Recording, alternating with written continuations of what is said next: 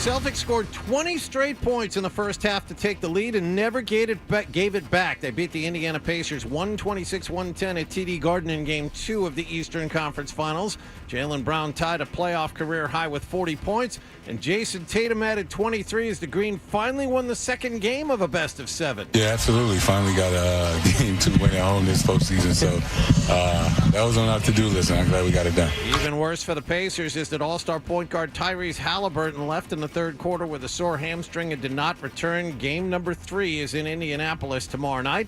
Game 2 of the Western Conference Finals will be in Minneapolis this evening. The Timberwolves trail Dallas 1-0. The Cleveland Cavaliers fired head coach J.B. Bickerstaff yesterday after winning 48 games and reaching the second round of the postseason. The Red Sox had last night off. They start Cutter Crawford tonight at Fenway as they open up a 3-game series against Milwaukee. Connor McDavid's goal at 32 seconds of the second overtime handed Edmonton a 3-2 win in Dallas. That was Game 1 of the NHL's Western Conference Finals. And a week after his client was arrested at the PGA Championship, the lawyer for the world's #1 golfer, Scotty Scheffler, told the media he is not settling the case. Either the charges will be dropped against his client or he will take things to trial. The Louisville Police Department yesterday said they have disciplined the officer that arrested Scheffler because he forgot to turn his body cam on during the incident. Sports Hub headlines are brought to you by the Plumbers Local 12 and the Greater Boston Plumbing Contractors Association. They provide top-quality plumbing and water safety for your next project.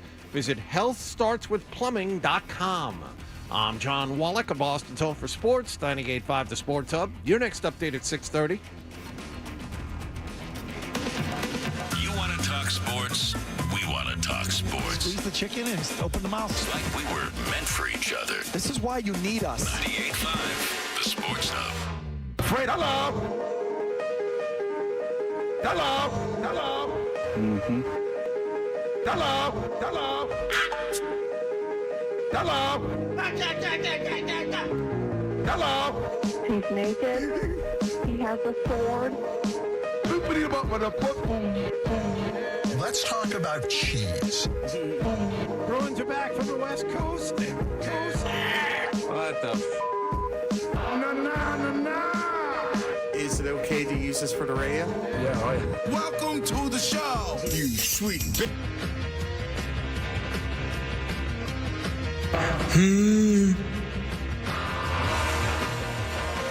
Hey, good morning, everybody. Good morning. We are Toucher and Hardy, brought to you by FanDuel Sportsbook. Make every moment more with FanDuel. Watch us on YouTube, and you can talk. And Hardy's on there, too. Not yet, but I will be momentarily. He says, hey, everybody, hi. And then he'll check back. Desperately trying to get the comments shut off on the Twitch. Were you aware of that? I was not aware of that. Oh, yeah. It was management recently this week reiterated? Yes, that's the word. Reiterated. Reiterated. Yeah, there you go. Thank you. Because I'm just so intensified right now. Right. They reiterated that was the case. Wow. They were very mean. The feeling was they were very mean. I just don't want you to fall into that trap, Hardy, where you're going to management and saying, please turn off the comments. You got to turn off the comments. They're too mean. I don't want that to happen to you. But maybe you're ensuring that's not going to happen by participating. Filter here, filter there. Perfect. I just made my first comment in the morning. Hey, everybody. Hi, Fred is such a dick. Thank you. Because in my experience, when the YouTube people, because I know the ones that are on now, like Riz and all those guys, and they're good people, very loyal. But my experience is that, like, if you go to like a Reddit or something, like a message board about yourself, the groupthink spirals very quickly. Not a good idea. No, and then it gets. I made that mistake. I've made that mistake too. I participated in one. And why did you do that?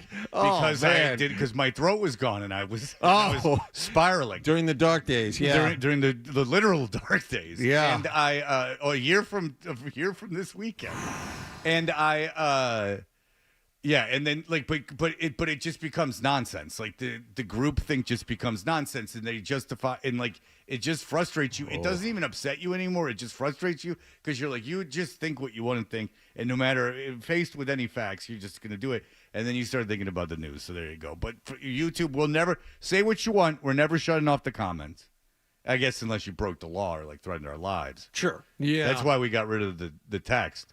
The text was a legitimate thing. Do you guys, Hardy, do you remember the text at 98.5 The Sports Hub? 69985. That had to be, that literally had to be We turned had off. someone immediately get into trouble from outside the building. Oh, yeah, someone had- immediately got someone into at trouble EEI. for threatening one of our update guys. Is the person still at EEI that did that? No, he's long gone. I think they're Long gone. gone. I think that whole group of people's gone. But someone was threatening us from EEI, but we would legit, like, people were insane. Like, I'm going to kill you. And what was really funny about the text line and saying, like, I was going to kill you is that their phone number that they texted from came up. Yeah. Like, you couldn't block it. Not a like, no minister matter what you candidate. did. No. I suppose if you had a burner, there was probably ways you could block it, but there was no, like, easy way to block your phone.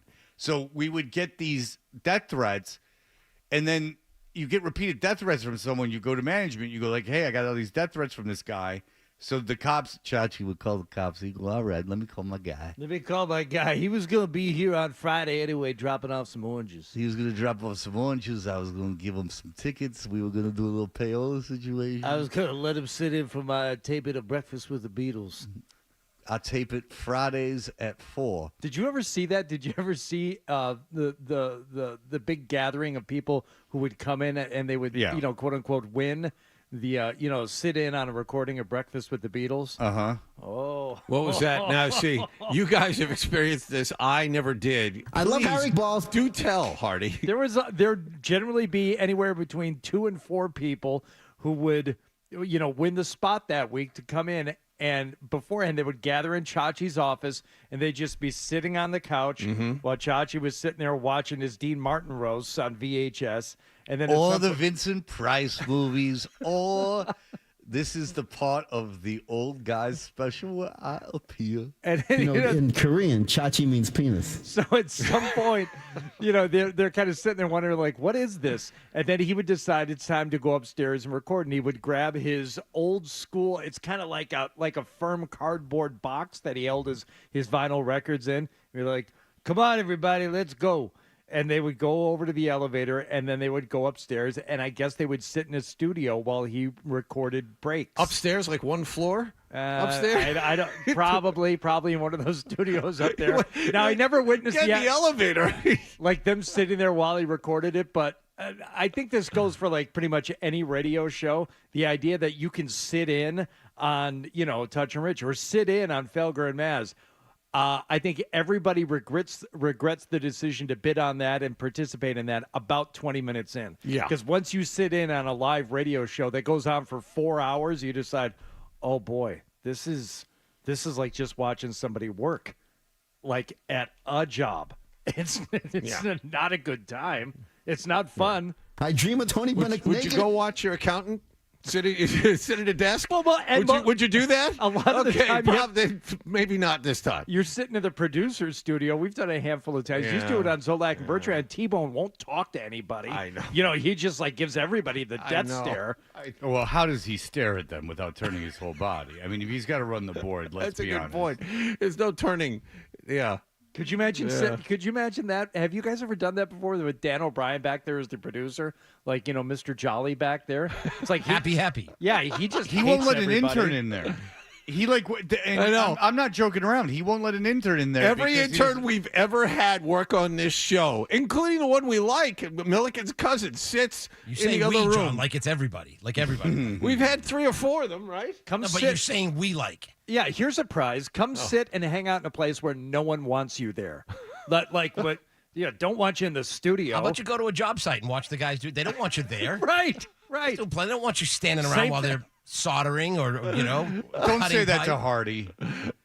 Because that's what Hardy does on the weekends. That's a good point. The soldering comment, you got to get rid of that. Yeah, he walks out to the job I site. know, I know. Just But hey, look at what I'm doing. He's got his hands. See this? He's got his hands in his pockets. He's like, "Hey guys, This is a task I'm about to complete. Everyone gather around. I think about that a lot. Like whenever someone is over doing something at my house, and I go out there and I'm talking to them, it's a Norman Rockwell painting, and the title is "Old Man Bothering Workers." That's all it is. I'm just standing there watching them, trying to engage them in conversation, try and talk a little bit of the trades with them. Just leave us alone. You're the one they talk about on the way home in the truck. Yes, yes, that's me.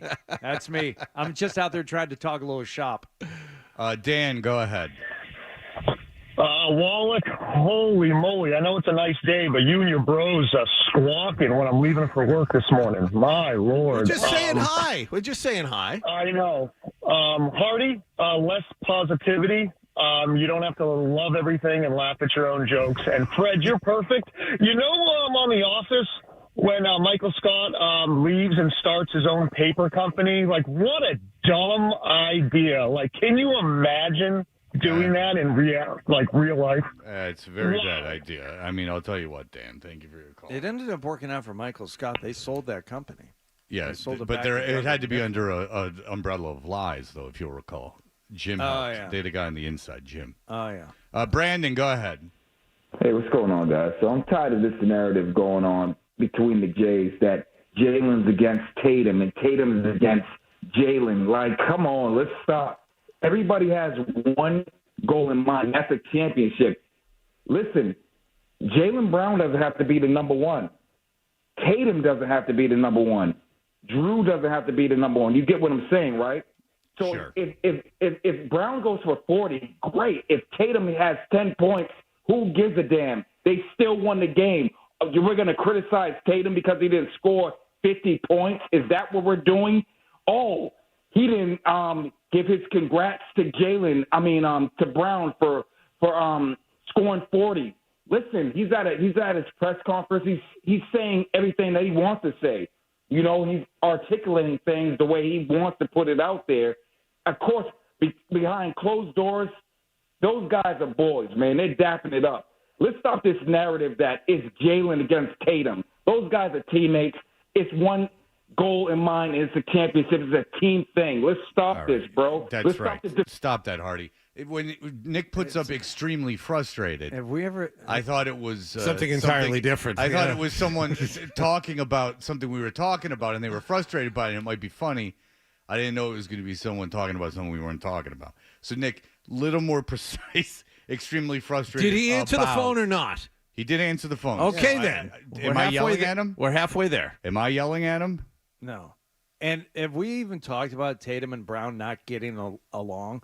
To me, that narrative died a long time ago. I don't care. Who cares? So anyway, the text message thing, people would give us death threats, and then then the police would go to the guy's house, and then the guy would cry, and then I don't even know what happened from then. I think the worst part about the text line was that some hosts could not stop themselves from engaging with the texters while on the air in the middle of a segment when you're trying to have a conversation. His initial live on the Scott radio. Zolak?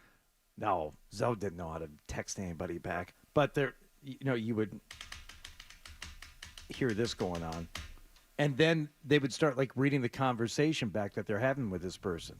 And I'm thinking, why don't you just have a conversation with the people here in the room with you? It's and do that? an easy, or the people calling in. It's an easy thing because that's the problem. Is that it's an easy thing. Is that people think they're anonymously insulting you, and then you can engage them, and then when you start engaging them, you start. It's an easy trap to fall into. Yeah. I am. I just told you I've been prey to that many times in my career. I mean, when Twitter first came out, for many years I was all over it.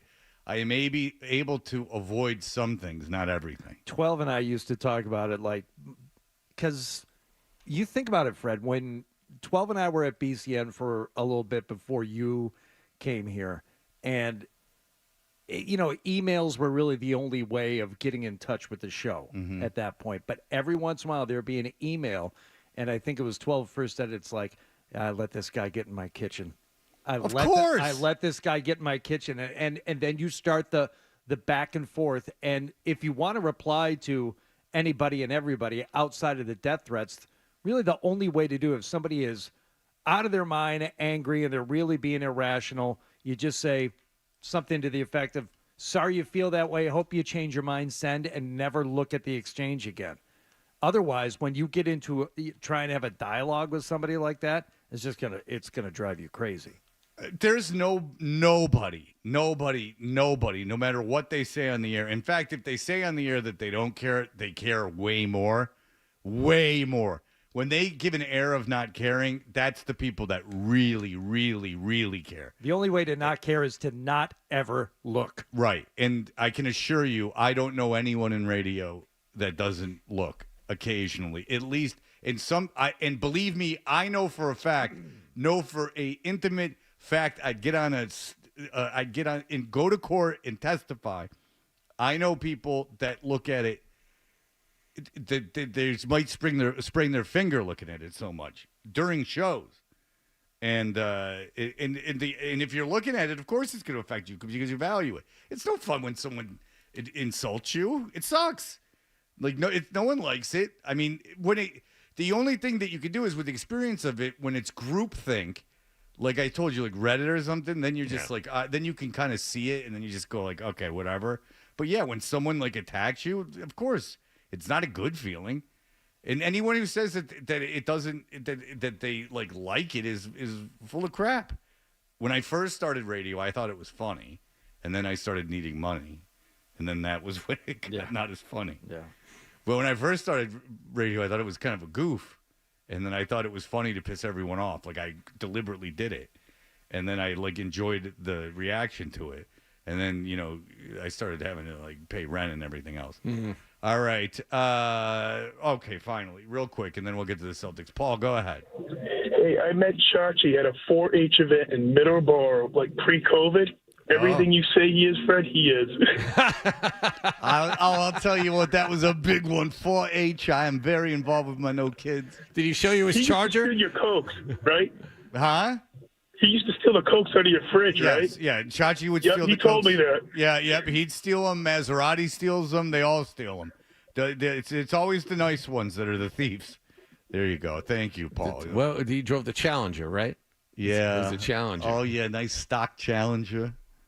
Nice automatic transmission. Candy apple red, right? Yeah. It's one of them really heavy, slow sports cars. Good for the winters up here. It's got all the slowness of an SUV with no front-wheel drive. Everyone knows that I love me some balls. Those Challengers look really cool, but the stock ones. He used to park that thing right outside his office. Okay. In Chachi's defense, I thought about this. The last time I was away by myself was when I went to Vegas in March. They gave me, for all I know, it was Chachi's old car. That was my rental car. Nice. Because I'm like, just give me a small, I just need a 2-door something. And it was a candy apple red Challenger. Nice. And it was just stock automatic. And I'm chuckling at it. I'm like, oh my God, it's Chachi's car. I took a picture of it. I can't believe I didn't show it to you. That thing moved way more than I thought it would. Having said that, the sight lines in this thing were suicide. Forget about the blind spots. You couldn't see out the windshield. It was like this sliver, this slip because of the way the car was angled and everything. I thought, he drove this thing up from wherever his chicken farm was every day to come to work. It's not a comfortable daily driver. I want to die, but I don't want to do it on purpose. I'm putting myself in situations where it's the most likely I'll make a mistake. Yeah. All right, very good. Because old Challengers are cool. They just don't seem. I've driven Challengers. I've rented them too. All right, we'll be back. We'll get into the Celtics. Apparently, there's a problem between Jaylen Brown and Jason Tatum I was unaware of, but we will talk about it in just a moment. Stay tuned for more Toucher and Hardy on the Sports Hub. Hey, it's Ryan.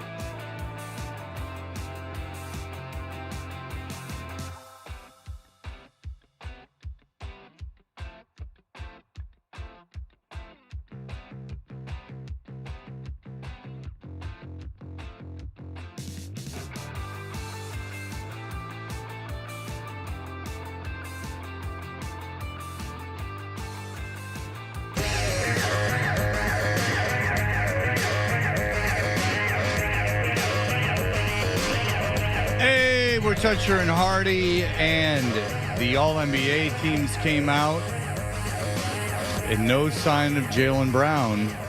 But last night, Hardy, Jaylen Brown said, I've been snubbed. I think I should be on an All-NBA team, and let me prove it to you. Game 2 last night, TD Garden, Celtics up 1-0 in the best-of-7 Eastern Conference Final against the Indiana Pacers. Back and forth affair in the first quarter or so, but Jaylen Brown establishing himself early. 2 of 7, Indiana 4 of 7, Pacers by 1. Great bounce pass, Derek White for Jaylen Brown cutting back door, and he slams it home, and the Celtics go back in front. Defense comes over. They collapse. You make a good read. How about 7 lead changes in the first 3.5 minutes of Game 2?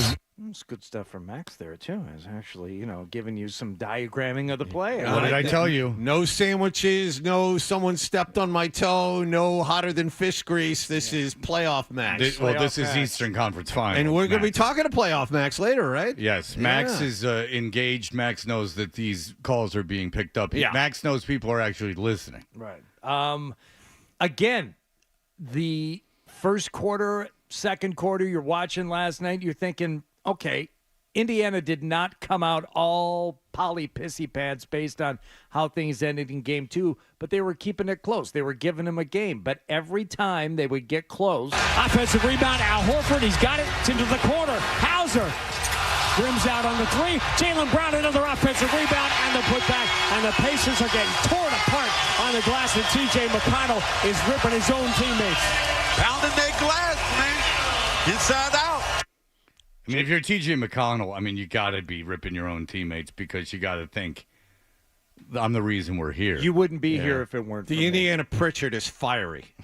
T.J. McConnell is saying, like, listen, I drive to the baseline every time I get the ball and then run under the basket. Don't try a shot. I always dribble underneath and back the other side. His game is That's hysterical. True. They just let him do it. All right, if you've been watching this, you might get a chuckle out of this, actually.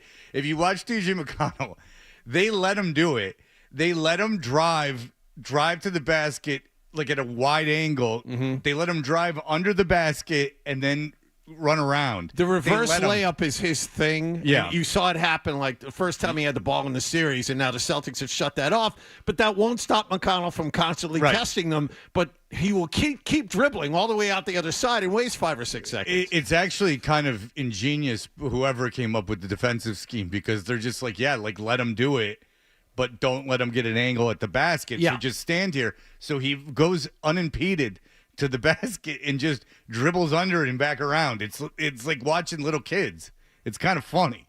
There's no reason for it. And then he kicks out and all the Celtics are in position. It's not like he drives and moves a defender. He just drives and they let him go and he runs around.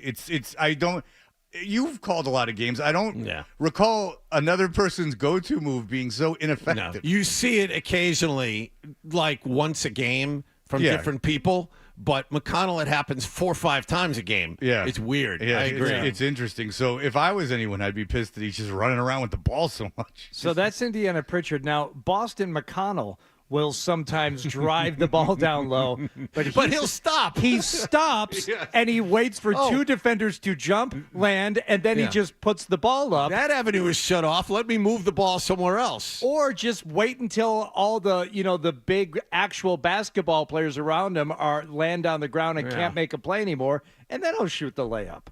Pritchard, he did it again last night a couple of times where I thought, man, they're just not expecting him to hold on to the ball, drive all the way down, and he's not going coast to coast necessarily, but there are a couple of times he did.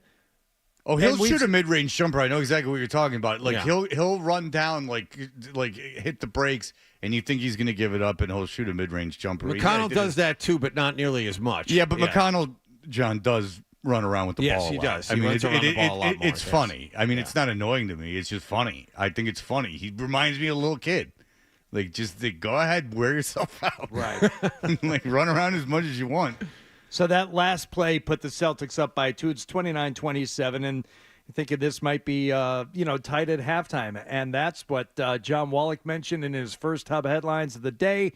The Celtics decided to go on their first run. Jaylen, straightaway shot clock down to 10. Derek White slides away, so it's going to be Jaylen against Obi Toppin. Steps back into a straightaway 3. Got it. Remember what happened when Golden State let Jalen shoot open threes? That's right. And that put the Celtics up 10. Jason Tatum, very quiet in the first half, 24 for Jaylen Brown, only 4 points for Jason Tatum. Holiday deep on the left side against Halliburton. Holiday lines him up, throws the left shoulder into him. Kick out, Tatum, pump fake, going to drive past Naismith, gets in deep, and scores easily with the left hand. That was a great move, and great move then by Holiday. Holiday said, clear out, no, let's reset. I'm going to drive, get the ball to Tatum, left hand, land up softly. You're on the move right now, Sean Grande. Mm-hmm. And that was... He is on the move. He turned down the TV job. He would be on the move if he didn't turn down the TV job, as he announced in Game 1. The Pacers... No one listens to me. No one cared. Pacers would claw their way back and make it a 6-point game at halftime. How were you feeling at half, Wallach? Considering Indiana would take every shot the Celtics threw at them and kept coming back. I mean, the Celtics scored 20 straight points, and all of a sudden the lead's 2 again. So I was not comfortable at all. No, it seemed like it was going to be a lot closer game than it ended up being. Yeah. At the half, I'm with you. I wasn't convinced. Confident at all. I mean, the Celtics have shown a penchant. I mean, the one Celtic game I did, they blew a 30-point lead in Atlanta. I mean, this team blows leads, so I was not confident at all. And I think what Game 1 served to do is, the crowd was outstanding last night. Very, very loud. We have audio from Nick. They were super loud outside the stadium. Or the arena. But I'll tell you this, is that I think that it got everyone's attention. Like, for the first time in the playoffs, Game 1, for the fans, served as a nice reminder that, okay, now they're playing for something. Now this is real competition. You know, if they drop a game at home, it's not like Cleveland or Miami, who were so banged up. And the Ringer actually did a great piece on who has the easiest path in the history of basketball, and it's not the Celtics. And it's not just based on record. They did it based on injury and stuff, which is interesting the way they did it. But, you know, this Indiana team could, you know, if this goes to a Game 6, then you're worried. I mean, because, you know, then you don't want this to go to 7 games. If they're fully healthy, yes. Yeah. But I'm saying that, no, if you're playing in a Game 6, that's frightening. That's a Game 6 on the road. You don't want to play a Game 6 on the road. And then what happens then? You want to come home and play Game 7? You don't want to make or break game with this team against this team. So yeah, I agree. I thought at the half it was up in the air. Now I have taken the time, effort, and concentration to identify for you the signature moment of this game. Wow. Okay. The moment that encapsulates everything, explains what happened in this game, the point where the game turned, and the point where you can look at this and say, that is a perfect microcosm of this game. Are you ready? Don't call it that. It's not a micro. No. It's just not average. Microcosm. Oh. Still a 6-point game. Microcondom. I thought you went in my wallet. Yeah, with just under 5 minutes left in the third quarter. Still a 6-point game. All those feelings you felt at halftime still there. Yep. Jason Tatum gets the ball. He's beyond the 3-point line. He's bringing the ball down.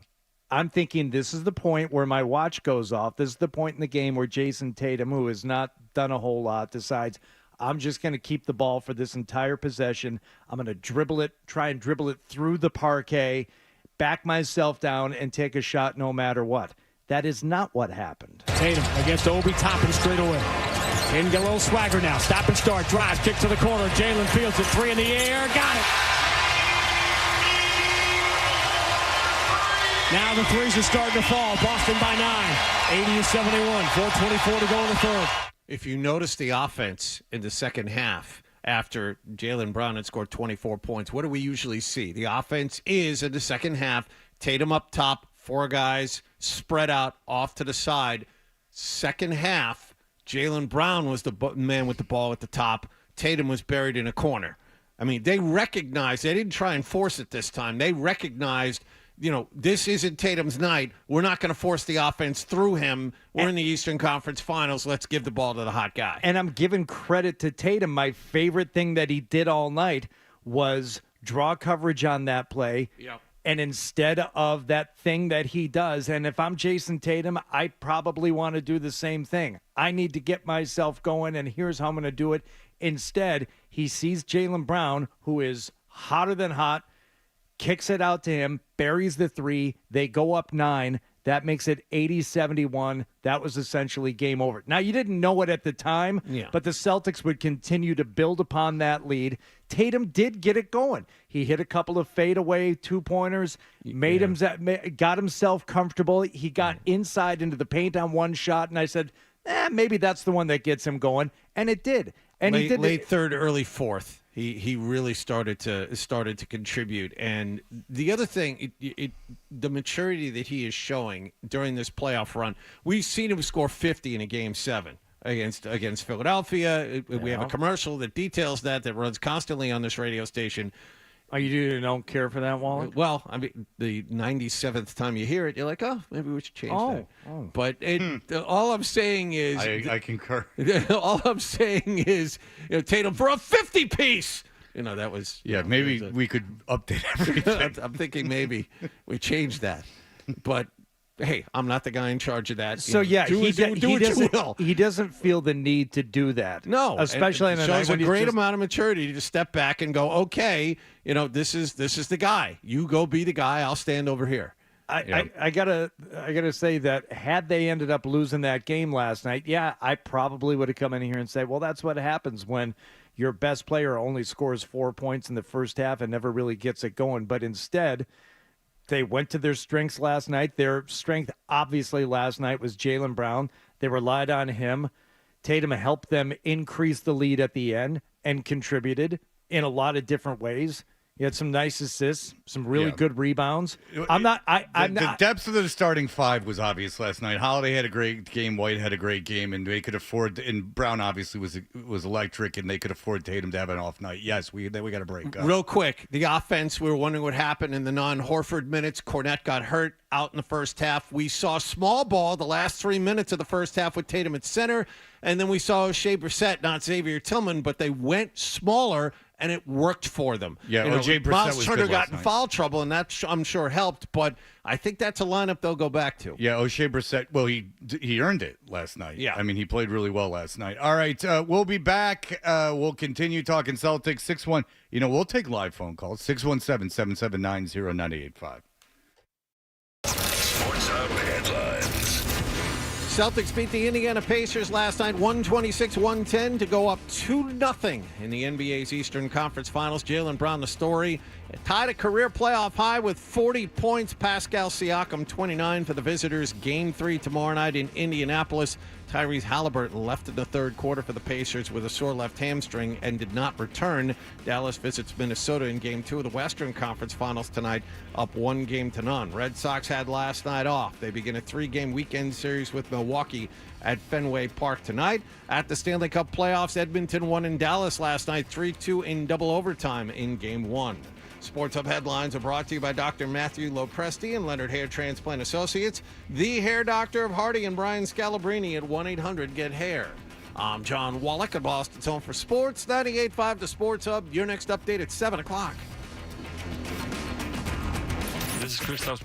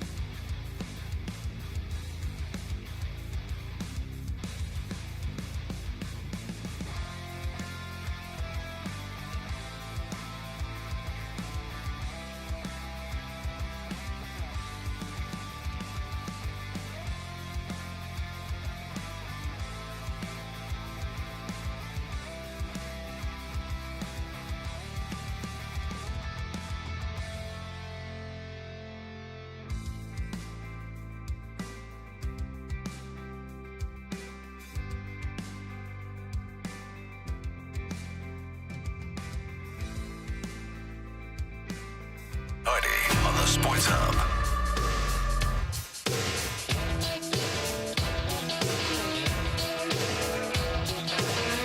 Hey, we're Toucher and Hardy, brought to you by FanDuel Sportsbook. Make every moment more with FanDuel. And it is true. They came out with the NBA, all NBA teams. The first team, Giannis, Luka, Shea Alexander, Jokic, and Tatum. Yep. But I'm going to ask you a question in a moment. The NBA second team, Jalen Brunson, Anthony Davis, Kevin Durant, Anthony Edwards, Kawhi Leonard. And the third team, Devin Booker, Steph Curry, Halliburton, LeBron James, which is some like crazy record of all NBA teams he's been on. I think he's only not been on 2 in his career, in Sabonis from Sacramento. But this was an interesting question that I will pose to you two gentlemen. So you look at the all-NBA teams. Yep. Yeah. Going into that game last night, if they told you, all right, you could start in the game last night, or you could start Jason Tatum or you could start Steph Curry, who would you pick? One game, playoff game, you got to make the decision. Who do you play? I would play. It would be Curry. Yeah. It would be Steph Curry. If you're telling me one game, I mean, Curry is a proven winner. He actually, he's won championships. He's done it for longer. He's done it at the highest level. You do Curry over Tatum in that scenario. One game. Yeah, one game. One game. For a season or a series, I'd probably go Tatum, but one game. I mean, a series, I'd go Curry. Curry Maybe right this second, the 35-year-old Curry. I agree with Hardy. If it's a series, it's different. One game, Curry. See, I don't think it's a debate that you would take him in a game or a series. Maybe the season because he's old, and they didn't make the playoffs, so I would take Tatum in a season. But in a game, it was just interesting because, I mean, are the All NBA guys necessarily the best players? Like, is Jason Tatum really one of the best 5 players in the NBA? And this is not a local crapping on Tatum thing. He's obviously the top 10 player, but is he one of the top 5 players in the NBA? That's a national debate. A lot of people debating that. Go ahead. I think that Tatum, and we said before this vote came out, we were talking, I forget who it was with. I think it was with Jared Weiss. We asked him that question a couple of weeks ago, and I said, where would you put Tatum? And he goes, 5 or 6. And that's where he is. He's 5th. I mean, he got 65 first-place votes out of 99. That's pretty good. Easily ahead of Jalen Brunson and Anthony Edwards, who were the next 2 guys on the list. Tatum does more than just score, and that's what elevates him. I mean, he does choose, at least the last couple of seasons, to guard the other team's best player at times. He chooses to step aside and let other people do damage. He rebounds, passes the ball. These are things he wasn't doing 3 or 4 years ago. And watching him evolve. Now, he was not good in the first half last night, and this is on a big stage. He was lousy last night. It's a good thing Jaylen Brown had it going. The Celtics would have been in a lot of trouble. But Tatum overall, because he does all of these things, is where he deserves to be in this voting. And he just he said it was just a different game. He said every game is a little different. Each game presents different challenges, or we always talk about we just have to be open to different things. And, whenever your number is called or whatever you're asked to do, just be ready to do it. There were people last night, and Nicholas was out last night. Oh, Nicholas. A lot of people commenting on Tatum's lack of numbers that he put up in the first half. I did not come away from that game with the same feeling I had about Tatum after game 1, where he was just absent down the stretch, and a lot of it had to do with the fact that he was still contributing, he was still doing things, and he was not. I didn't get the sense that he was trying to force something to happen. He was allowing the game to unfold. Now, which is fine when you're winning. You can allow things to develop and just be as they are. And I understand that's a lot easier to do than when you're trying to retake a lead or build upon a small lead. But once you have the lead, he didn't try and force anything. And he did end up hitting some shots down the stretch when the pressure was off. We lost Gretchen with all you guys. Go ahead. In order to get the media and the fans who are criticizing him off his back, if that's a thing with him, the Celtics need to be behind by 10 or 7 with about 9 minutes to go. He needs to take over and lead the team to a win at this time of year. And the Celtics need to win a championship with him being their best player. If they win a championship, no one's going to care. If they win a championship, none of this matters. He's the first team All-NBA player who won a championship. That puts him in Celtics history as one of the best Celtics players of all time. Yeah, that's a number retirement. So I don't even think that he needs to do any of this late game stuff. If they win a championship and he's All-NBA, I should have described it better. There are steps he needs to go through. He needs to be that guy down the stretch of a playoff game like this, and then he needs to win a championship. See, I think it's if they don't win the championship, if there were a couple games where he dominated at the end for them to win, then you go, all right, well, Tatum did his part. But if they win a championship, none of this matters. Because I don't think it diminishes Tatum at all if Brown is the best player in the playoffs. If you win, right? That's what happened against Golden State. The scenario you just described is what happened in that series. Right. And so no, if you don't win, then it's a big blight on Tatum, and then that's why we're still talking about it. And everything is justified. In to pretend that there's not an issue is ridiculous. We've talked about this, and I think you and I had this conversation last week. This year and next year are the two most important years for his legacy. Because if they don't win in these 2 years, the way the salary cap is, they're going to have to break up this team. Porzingis is here for this year and next year, and probably they're going to have to get rid of him after that. Because they just re-signed Holiday to that big contract extension. You got a supermax coming for Tatum. You just signed Brown to that massive $300 million. I mean, the cap is going to kill them the way the rules are now. So you have this year and next year. Are the rules going to prohibit the Celtics or any other team from doing what Golden State did, which is just going beyond the cap? Yes, why? It is. Because it is going to be so penalizing in terms of money? That's right. Okay. Mid-level exception rules, freezing of first-round picks in the future. You can't trade them. I mean, there are draconian measures put in place to keep teams from doing what Golden State just did. Okay. There's a reason why Golden State traded Jordan Poole for the expiring contract of Chris Paul. Jordan Poole, until he got to Washington anyway, was a very promising young player, did very well against the Celtics in the finals, but they traded him for a 38-year-old veteran on an expiring contract. They did that because of the new rules. And plus, you remember Golden State had Durant for that time, and also Golden State got the Celtics and were able to beat the Celtics kind of to almost luck into another championship. In a way, Golden State was the reason the NBA decided to change things. I mean, if you have an owner that just has more money than he knows what to do with and is more than willing to pay these luxury tax charges that were in place, obviously that wasn't enough. So, okay, we need competitive balance. Let's really kill teams like this. And getting back to the Celtics, that is why this year and next year are so important. Oh, it was crazy. I mean, what were they spending there at the end of the $400 million on their salary? It was nuts. Unbelievable. Yeah. What about Jaylen Brown and his being snubbed? I mean, we 2 games from the finals, so, honestly, I don't got the time to give a Ooh, Mr. Naughty, Brown. naughty. How dare you, you sassy son of a gun. Honestly, I don't got the time to give a All right. Well, this is 2 games. Seems to go all right. It sounds like he actually does. A little bit. He Maybe a little bit. doth protest too much, if you know what I'm saying. Can we please hear what Joe Mazzulla had to say afterwards? Yeah, I mean, it was a plan to just stay open-minded. I knew every game's going to be different, especially with these guys and their ability to put pressure on you in different ways with their lineup. So it was a plan to get to something like that eventually. I thought it went well. I think I like the speed, I like the athleticism, I like the spacing that we have. I liked it too, Joe.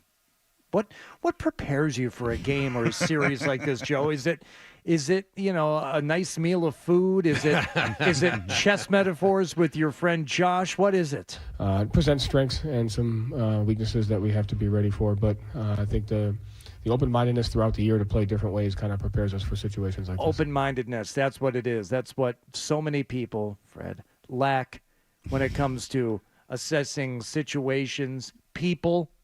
Well, if you don't things. know, Hardy had lunch with Joe Mazzulla. Dinner, and Mazzulla We skipped the hand holding. We went straight to third base. Okay. Missoula said, "Hey, morons, don't even pick up the menu, you effing fools. Missoula's going to order for you guys." Yeah, that's right. Because they were at an Italian restaurant, and who could navigate that thing? Not me. I have no idea. I mean, what's with the ganglia?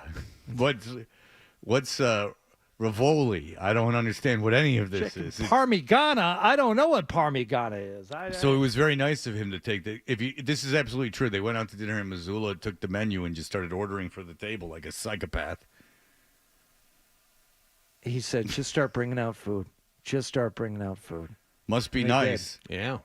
To be some young punk, getting everyone to bend over backwards for you while the assistant coaches do all the heavy lifting. DOB just reminded me of something about Joe Mazzulla. He is 2 years younger than Nicholas.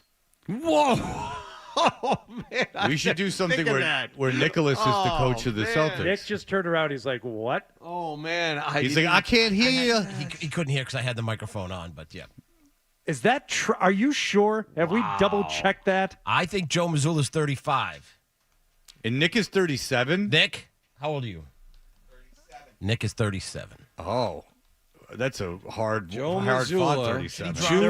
June 30th. Could Nick drop a couple of plays coming out of a timeout or an inbounds? Or June 30th, 1988. 35 years old. Be 36 at the end of next month. God. That's why he's compensating. That's what the deal is. Who, Nick? I didn't know. Nick's doing a fine job. Don't say that about No, Nick. Nicholas. Don't worry about Nicholas. He knows that he can see. He answers every other phone call. Don't worry. He only lets half of them go forever. So this wonderful final schedule, I love it. Every other night, we got another one Saturday night. We'll have one Monday night. We'll all be back here on Tuesday morning to talk about it. Who knows? Maybe we'll be talking about the Celtics going to the NBA Finals. Unless John gets trucked by a bus. Who knows? In fact, the videos come out of Hardy's boy getting arrested, and it does not look good for the golf world as he's out of control. Bert Breer will be in with us. He was here while Scheffler was being Scheffler. Yes, Scott Scheffler. I don't want to be accused of purposely mispronouncing his name. Did you just do that on purpose? Yes, I did.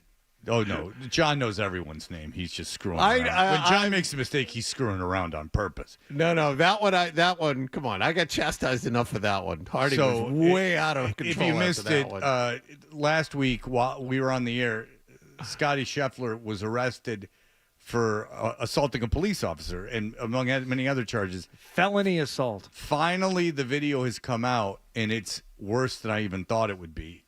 And Hardy... It's just funny to hear him squirm while his boy has so brazenly broken the law. We will be back with Bert Breer in just a moment.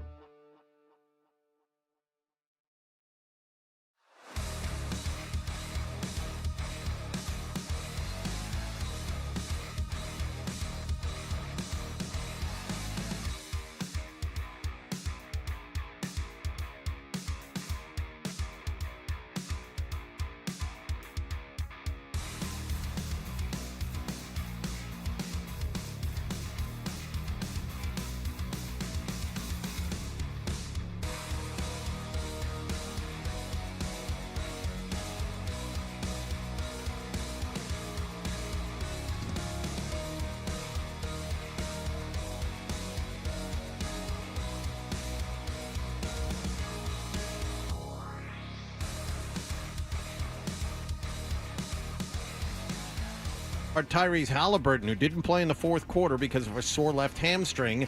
Dallas goes to Minnesota for Game 2 of the Western Conference Finals tonight, up 1-0. Cleveland has fired head coach J.B. Bickerstaff. Red Sox had last night off. They're 2 games over 500. They open up a 3-game weekend series with Milwaukee at Fenway Park tonight. Cutter Crawford will start. And Connor McDavid's goal at 32 seconds of the second overtime handed Edmonton a 3-2 win in Dallas in Game 1 of the NHL's Western Conference Finals. Sports Hub headlines are brought to you by Rodenheiser Home Services. Power up your comfort at home with a new portable generator, a high-efficiency water heater, or an electric vehicle charger from Rodenheiser. Visit Rodenheiser.com. I'm John Wallach at Boston's Home for Sports, 98.5. Your next update at 7:30. Al Horford. This is Al Horford. Al Horford catching slam. Horford for 3. You're listening to the home of Boston Celtics basketball. 98.5, the Sports Hub. Now, more Toucher and Hardy. It's Toucher and Hardy, brought to you by FanDuel Sportsbook. Make every moment more with FanDuel. You can watch our show on YouTube. Here's how you do it. You search 98.5 the Sports Hub on YouTube and then subscribe. Oh, God, subscribe, please. And now there's some eye candy in the room. Our friend Bert Breer, he's all man, the ladies. senior NFL reporter and lead content strategist for the MMQB, is here. He joins us in studio. I did need a little pick-me-up after my experience with air travel last night. Where were you? What happened? Where were you coming from? One airline, me and Hardy discussed whether or not we should. I should disclose the airline. Go ahead. I'm going to choose not to. All right. But it's an airline that used to be awesome. Was phenomenal. JetBlue. Oh, yeah. No, that's They've easy. let the planes go to hell. That's very easy to decipher. Unless you get on one of the brand new ones. Yeah. Nice job of hiding it. So I was in Nashville. For the owners' meetings, and I spent yesterday with the Titans. And so they have now parked a official who is dressed like a crossing guard to police carry-on bags as you're checking in. Oh. Or not as you're checking in, as you're boarding. Yeah. So he is literally standing there right by the boarding line looking at people's bags and picking them off, right? So I noticed this before I board, so I sort of game it up. So I see he's got like 2 people that he caught at once, and he's writing out their tags. So I rushed into the line and tried to sneak through. No dice. Oh. So he has me take my bag, which I can get into any, like, not sideways. I can get it lengthwise into any of a normal size plane. Like, it's no problem at all. So but it's bulging a little bit because I've stuffed a lot of things in there. He makes me put it in that box, box thing, and no one's carry-ons make it into that box thing. So they bag tag it, they take it. And this is a later flight, so we get back at 10:45. We were waiting, I looked at, for 55 minutes for our bag. Oh, Jesus. And as you see them coming off, there are all of these carry-on size bags. So you can see the amount of people they busted. You know what I mean? Because normally if you check sometimes you have to check a bag because you're going along a trip. So you got the big, a lot huge, of times, yeah. Yeah, you got the big, huge bag. And normally when you're at baggage claim, it's like big bags coming through. Mm-hmm. Like last night, after waiting for 55 minutes, we watched this. Everyone in baggage claim is tired and pissed off, and you watch carry-on bag after carry-on bag after carry-on bag. And my only, why would you employ, if you're struggling financially, why would you employ somebody to be? I have to think it's because they're trying to influence people to pay the check fee. Maybe the plane's so crappy it can't handle the extra weight. I don't know. I don't know why. They used to be the only airline with all the TVs, and now that's just they're all antiquated. No, now they're just Spirit with TVs. Yeah, exactly. A little bit. Yeah. So you should have done what Tom Segura did, and then gone on a lengthy, profanity-filled rant about the person who took your bag on Twitter. Yeah, no, I wasn't gonna because it's not the C word. It's not the guy's fault. I mean, no, it's not the guy's fault. Yeah, but that's what that Tom Segura did. He got on a plane and then they had the audacity to take his carry-on bag, which is annoying. But they took his carry-on bag and he starts going this C da da da, these pores and da da da da, and you're like, oh Jesus. I mean, I've traveled. This is an inconvenience. This is not the craziest. I'd say, look, as far as like the amount of travel I've done, like work travel I've done, I'm probably like a 1%er, right? Like Yes. I've probably traveled more than the great majority of people. I know when I'm cheating the system as far as like a carry-on bag. Like I've tried to get big bags on planes before, and I've succeeded. Between his legs. I've sort of stopped doing that. I don't do that as much as I used to. This was not one of those situations. This was like a normal. If you looked at this bag, you would Right. say this is a normal carry-on bag. Yeah, it's a weight. I mean, the plane would tilt and they'd be unable to land. And it pisses you off because it's like now you're home an hour later than you would have been. Yes, you know what I mean? Of course, it's annoying. It's very annoying. But what also is annoying is I love how you guys knew exactly what airline it was. Too. Yeah, because you said it used to be good. So the what is really annoying is the privilege that the golf community exhibits all the time. Now, you'll recall when you were here a week ago. Yeah, a week ago. At this very time. I had some people tell me on Twitter that I may owe somebody an apology for my. Now, I don't know why. What you're talking about is that Scotty Scheffler, while we were on the air last week, was apprehended among the charges for felony assault of a police officer. Second-degree felony assault, yeah. Yeah, and so Scotty Scheffler is running around. What happens is the PGA Tournament is Louisville, Kentucky. There was a death. A tour bus hit a pedestrian, killing them dead. There was a big police scene, as you could imagine, in front of the gates of the golf course. And Scotty Scheffler takes his car. He just flies by all these people. Look at me, I'm a golfer. The cop, rogue millionaire golfer. Rogue millionaire golfer pulls in. The poor police officer tosses himself on the vehicle.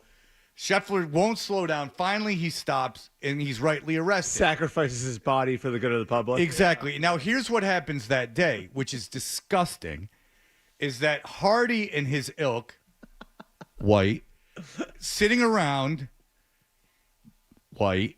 Right. Oh, no, he's innocent. He's innocent. Oh, he didn't do anything. Oh, the cop is so overzealous. The cop is so overzealous. Meanwhile, every other real situation with police being overzealous is no. The police are just doing their job. I support the police in all instances. Someone consistent. Other people, not so much. Mm-hmm. And now that the videos have come out, Hardy, how do you feel? Scheffler, it is proven. Egg on my face, because that was a maniac out of control. He must have been going upwards of 3 miles an hour, and that cop was dragged for, I would say, at least 48 to 50 inches. I think you're at a high speed.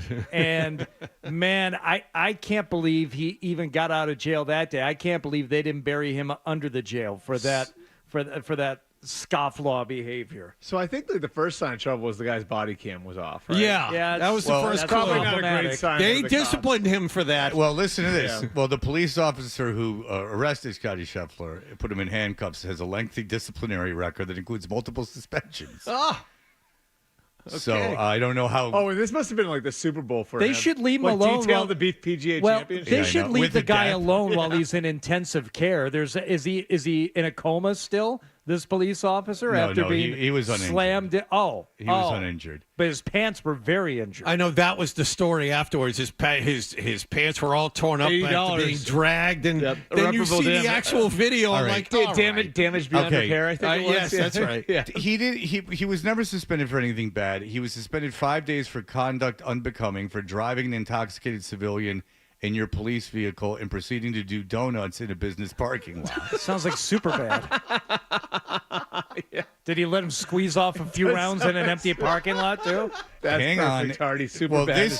Hang on, white privilege. There is more, Hardy. That's me. The police officer. This would have nothing to do with it. What happened to Scotty Scheffler? I mean, that would show him if you were drunk in a police car and the cops started doing donuts. That'd be pretty bad. All right. This police officer was also disciplined for pursuing a vehicle that did not commit a violent felony or wanted on a warrant. He was disciplined for doing that. He's probably just trying to get a date.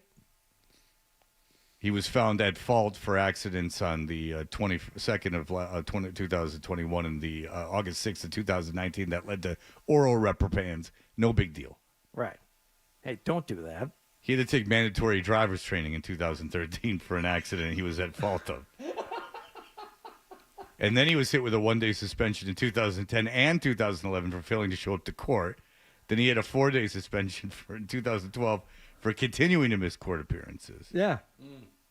He was a proactive cop. Well, he was out fighting crime but somewhere else. I got no time for court appearances. Shaft didn't go to court either. He's a high-intensity traffic enforcement detail is what he is. He has a staggering 108 citations and 114 charges, 1 DUI arrest. I mean, if you're in a job like that, sometimes you got to color outside the lines, you know? What was that? What was that last thing, Freddie? He's he gave out 114 charges during a 4-hour period on September 16th, 2021. No. Oh, 201 citation issued during a 4-hour operational period on September 16th, 2021. That's physically almost not possible. I'll read you the paragraph. You tell me if I'm wrong, because I could be, because I'm reading this on the fly. Okay, go ahead. The guy's name's Gillis. Gillis did, however, receive a commendation, good, for being among seven officers who went above and beyond the call of duty in a high-intensity traffic enforcement detail. So there were 7 of them. I can't believe this is real. I that thought you culminated started to make stuff up. No, I'm reading it for real. Yeah. That culminated in issuing a staggering 108 citations,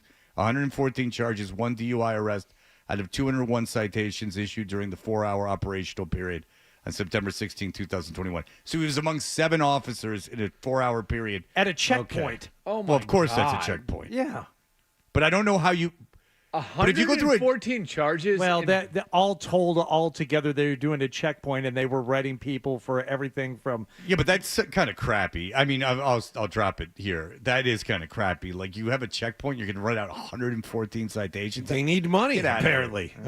Apparently, this is a money-making endeavor. Well, for police. I mean, what do they need money for? I mean, there's no taxes. I mean, how could the government survive without these traffic citations? I'm amazed about this guy in particular, and you see the video, you see it's ridiculous. This is not like backwater Alabama. This is an actual metropolis. Yes. Louisville's not small. No, Louisville's not small, and this still happens. What happened is, I'll tell you what I bet you happened, is that the cop was all like, it's the early in the morning, there was this homicide, everyone's freaking out, like they're like, get this all out of here. We have a golf tournament. I'm being serious. They were like, we have a golf tournament. Get this over with. Come on.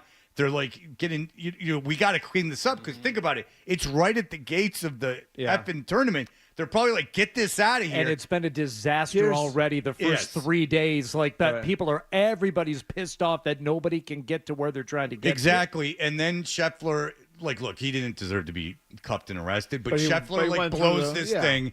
And the guy flips out and is like, and who knows, Scheffler might not even said anything, but then the guy overzealously arrests him.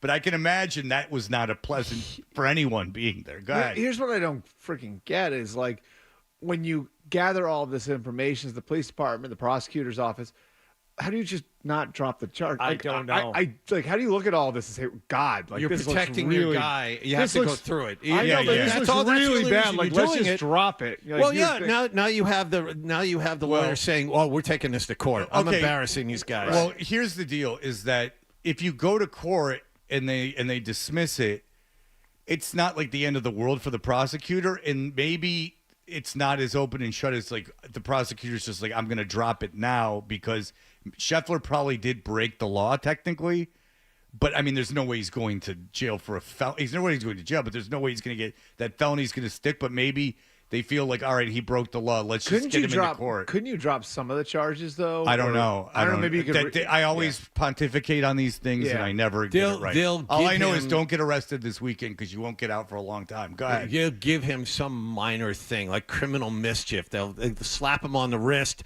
They'll drop the rest of the charges. Everyone goes home. They might. They'll probably drop everything, to be honest with you. But they maybe. I'm pontificating again. I don't know. Maybe there is something to the exercise of getting Or him the into court. I judge, don't know. the judge will probably just throw The it judge out. will throw it out or Maybe something of that smart thing to nature. do. Yeah, I would imagine the judge would, but maybe the prosecutor won't. The only thing I will say is that after a week, and the video, I'm not going to say I told you so because that's even less than what I thought it would be. I mean, Yeah, but you were going to say that no matter what because they were a golfer. Exactly. Yeah. No, but after a week and after everybody's had a chance to come out and say, you know what, Scheffler, yeah, he's a really nice guy. Anybody at any point could have said, but I understand it because I've seen him do this, that.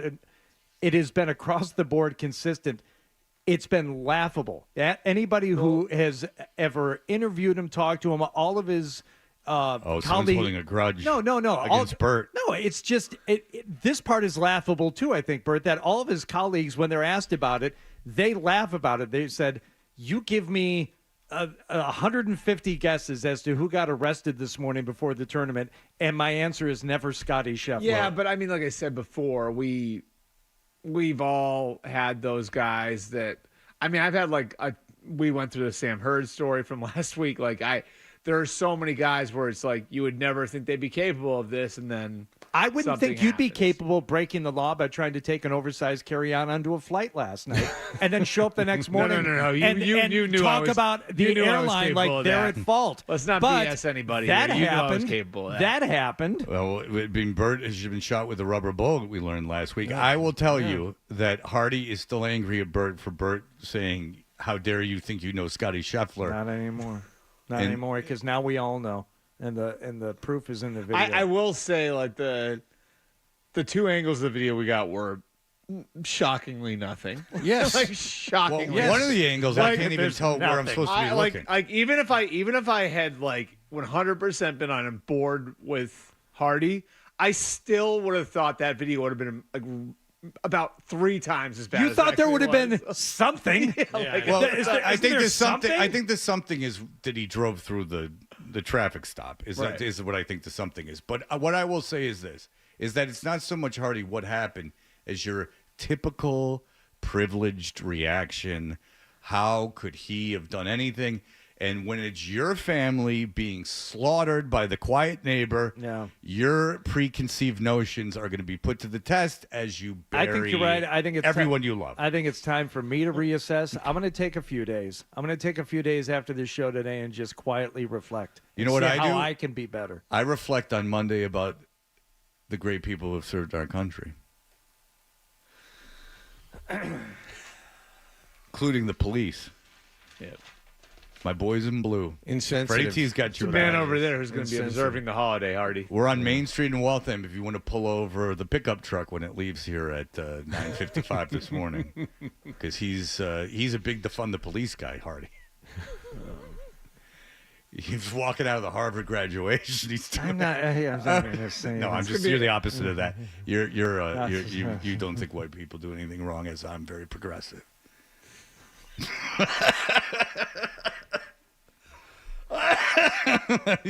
You wouldn't go up for the best. You could learn something. You would go up for the greatest.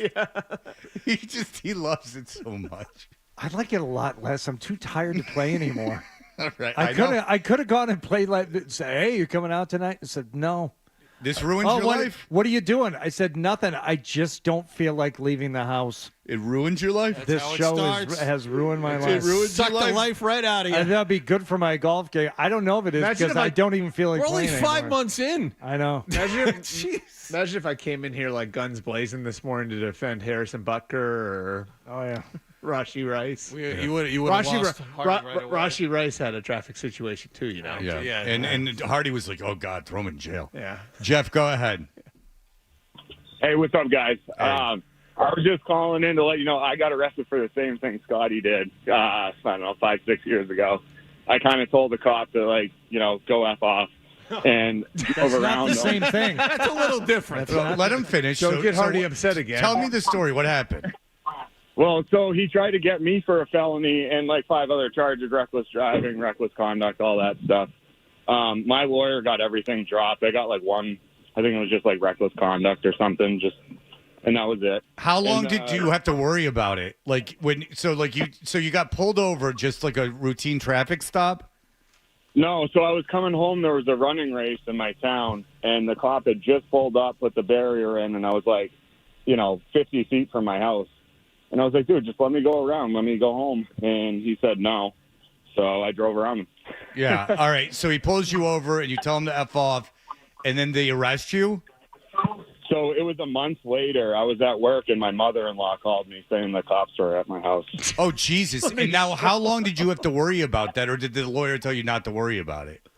Well, basically, he was a family friend, so he was like, I'll take care of it. But after they didn't come arrest me that day, I didn't really think about it. And then it was a month later, you know what I mean? Yeah, but that's sucks because you probably, after they came a month later, you probably had some time where you had to worry about that, right?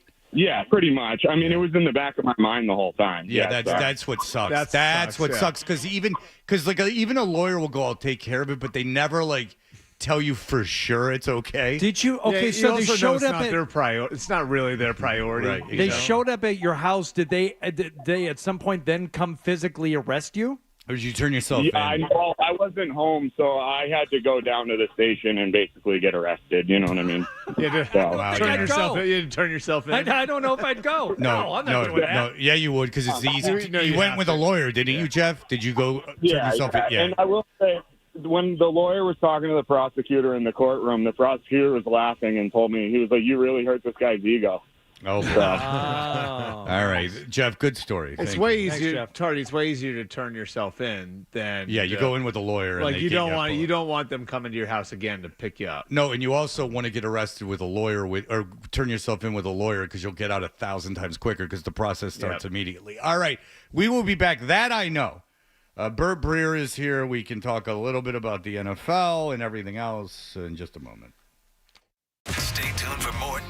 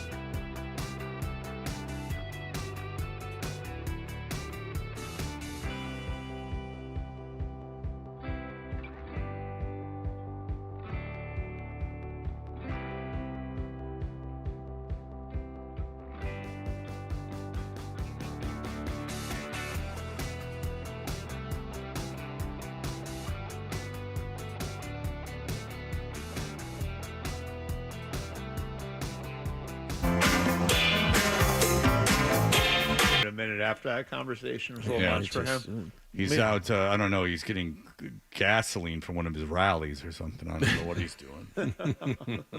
Light himself on fire in front of some. I don't know what he's doing. He's gonna do it. He's going to some steal the election thing. I don't know what he's up to. Yeah.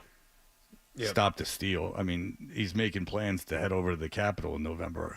If you ask me, I don't know what he's doing.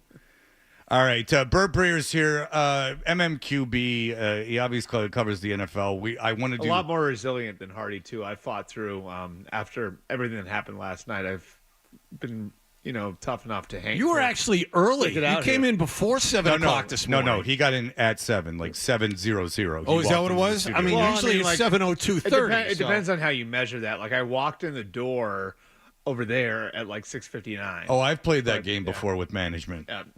Yeah. Like, check when my card came in. It was before 6. I'm amazed. I'm very proud. Well, he walked in at 7, and Yeah. he was very late. All right, I want to do one segment with you about football, and then we'll keep you in. I want to do something else. But okay, so mini camps have started. First of all, it's the non-mandatory mini camp. I want to ask you a very generic question first is, how important are they? For a team with a new coach, they are important because they set the tone.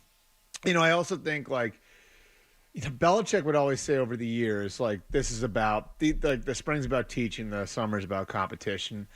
I don't think that's the way it works in a lot of the league. And I think the Patriots will go more in this direction with some of the turnover on their roster.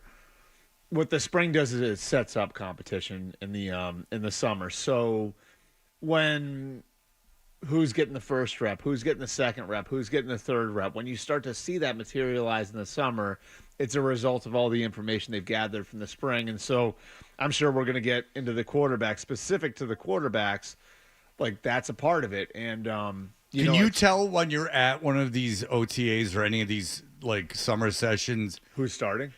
Not only not who's starting, because I think we know Brissett's going to start, but when you watch them throw. For instance, when Aaron Rodgers threw at the Jets minicamp, everyone wet themselves. But is that fair? If people are looking at Drake Maye, can you judge anything by how they throw without pads on? Yeah, you can see the physical ability. You can see. I mean, I remember looking at Mac Jones and looking back at this now. It's oh God, that. There's just, and I know a lot of people were impressed by how fast he played. That came a little later in the summer, but when you looked at Mac Jones in an NFL context, what he looked physically like in there, and then how much he had to work to get the ball wherever he put it, it was okay. There was a little bit of that for me, and I can, and again, maybe you can make up for it, but that road that you have to get to where you need to go as a quarterback then is much more narrow if you don't have the physical ability to make up for some things early on in your career. And so you'd at this point of it, for it to really jump out when it's a first round pick. That's what I think is so interesting about Denver and Minnesota now, right? Is so they drafted J.J. McCarthy and Bo Nix. Are those guys the most talented quarterbacks there? Because you have Sam Darnold in Minnesota with J.J. McCarthy, and you have Bo Nix with Zach Wilson in Denver.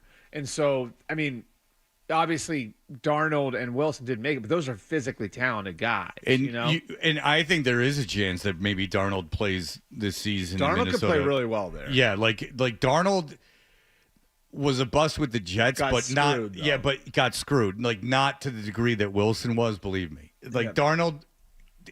Is the attitude around the NFL just quickly about Darnold, because it does pertain in a way to rookie quarterbacks? Is the perception around the league that Darnold could be a starting quarterback, maybe not an excellent one, but could start? This is going to sound really stupid, but go back and look. If that Christmas game, the Ravens and the Niners get blown out, right, in that game, and Darnold comes in with 8 minutes left. I swear, if you go back and you watch Darnold in the last 8 minutes of that game, playing in a Kyle Shanahan offense with real receivers, with a real line, it's holy crap. It jumped out. And I just think so much of it is the situation these guys are in. And I talked to Kevin O'Connell about it, and he's like, it's funny you say that because we looked at those 7 minutes or whatever, and it was like, there's something here. Mm-hmm. So who's to say? I mean, Darnold, how old is Darnold now? 25? 26? Yeah, he came out when he was like 21. Yeah. So, yeah, he's probably pretty young, 27 maybe. So he's I mean, like the idea that maybe Darnold could revive his career, make it difficult for J.J. McCarthy to get on the field. I don't think that that's crazy. And I don't think it'll happen with Zach Wilson. I think Zach Wilson's like needs to be rewired and stuff, but he's going to Sean Payton. You know what I mean? Like, so, so these guys are good. These quarterbacks are like, they're in situations where there might be somebody more physically talented than them on the roster. And now that guy's getting the benefit of good quarterback coaching. Yeah, Darnold's going to be 27 in a couple of weeks. Right. But more specifically to Drake Maye, all the video I've seen, I mean, he had, look at his ball. Look at him throw the ball down the field. Physically, that's what stood out to everybody who was there, that this kid has it. But it looks like the Patriots, I mean, if we're going to go by reps, are protecting him. We talked a little bit about this with you before. It looks like he's the third-string quarterback to protect him for now. Right. And so, like, that becomes one of the questions is you always hear these people say like, whoa, you know, like we're going to redshirt him, we're going to redshirt him, we're going to redshirt. Then why is he the backup? Right. Like if he really appears needs, that he's not, if he really needs that. But that's what I'm saying is like, if a guy really needs a developmental year, right, then wouldn't he be third string? Mm-hmm. So, and too often you see these situations where they're planning on redshirting him, but the roster spot's too important. So it's okay. Well, we're only going to carry 2 quarterbacks, and now, you know, the guy's a play away, and if you say he really needs the year developmentally, and then the starter gets hurt in week 3, now you throw him out there, and what, like the whole idea of developing him goes out the window? That doesn't make any sense. And statistically, you see guys don't get redshirt years. You've gone over this. Right. And so I think that part of it's interesting. Here's the other thing, like where the physical ability matters. And I think this is like part of what got Mac. Physical ability, like the freakish physical ability, the ability to scramble and to create plays off schedule and to do all those sorts of things, it buys you time to develop. Mm-hmm. It bought Patrick Mahomes time to develop. It bought Josh Allen time to develop. If you can do that, if you can like pull the ripcord, right, and make a bad play into a good play, you don't want to be doing that constantly for like 5, 6, 7 years. You're going to get the crap knocked out of you. It just isn't. It's not sustainable. But in the short term, it can buy you time to develop. And that's what Mac never had. Yeah. Mac's standing back there. He's not athletic enough to get away. He doesn't have a big enough arm to throw from bad body positions. And so he's standing back there, and when the play goes to crap or the defense does something he's not expecting or the picture gets jumbled on him, well, what does he do then? He's just standing there with the ball. Right. Right? Like where when you have a guy like Drake who can move and can create a little, at least then the young players got the escape hatch where it's not going to turn into a total disaster. All right. So do you can you make Dre May the backup, or do you have to have him be the third string quarterback because if the starter gets hurt, I mean, then it's really bad because he hasn't even been practicing. That's the reason Bailey. Well, we're finding out that's the reason why Bailey Zappi is here. Right. So hope to make it the third string. And then Milton's the practice squad quarterback at that point. I think it is, and then like then it becomes like a kind of complicated thing where do you not play Joe Milton in preseason games because you want to hide him? So when you cut him, no one claims him. You know what I mean? Like right. Try to sneak him through the practice squad that way. There's going to be some games that they may have to play with it. I mean, look, like I'm not saying Drake absolutely can't play as a rookie, but I would say the plan right now is we have 4 people in the competition. We're going to rotate. They're doing some. My understanding is I don't know if they did this in front of the media, but they're doing some 2-spot things. What's that mean? So that means Washington's doing this too. You're basically, because you got 90 guys in the roster right now, you're running simultaneous practices to maximize the reps, right? Mm-hmm. So on 2 fields side by side, you're basically running the same practice, so everybody gets more reps. If you are cycling a lot of quarterbacks through, you'll do that to make sure everybody gets enough work. So they're doing some of that now. Like they're doing things creatively to try to make sure, even if Drake isn't running with the starters, he's getting a ton of work. Very good. All right. Bert will stick around. Nicholas, young Nicholas. Oh, sweet, sweet young Nicholas. My sweet boy, Nicholas. All of 37 years old. There he 10 is. years older than Sammy D. He went out to the Celtics game. The crowd was very loud last night. I guess the atmosphere was chaotic outside the Garden. Bert Breer is here. We will have that for you coming right up. Sports Hub headlines. The Celtics ripped off a 20-0 run in the first half and never trailed after that. They beat the Indiana Pacers 126-110 at TD Garden in Game 2 of the Eastern Conference Finals last night. Jaylen Brown, 40 points. Celtics now lead the Eastern Conference Finals 2-0. They'll visit Indianapolis for Game 3 tomorrow night. Game 2 of the Western Conference Finals is in Minneapolis tonight. The Timberwolves trail Dallas 1-0. The Cleveland Cavaliers have fired head coach J.B. Bickerstaff. Red Sox had last night off. Cutter Crawford faces the Milwaukee Brewers at Fenway Park tonight. And Connor McDavid's goal at 32 seconds of the second overtime handed Edmonton a 3-2 win over Dallas in Game 1 of the NHL's Western Conference Finals. Sports Hub headlines are brought to you by the New England Revolution. They continue their home.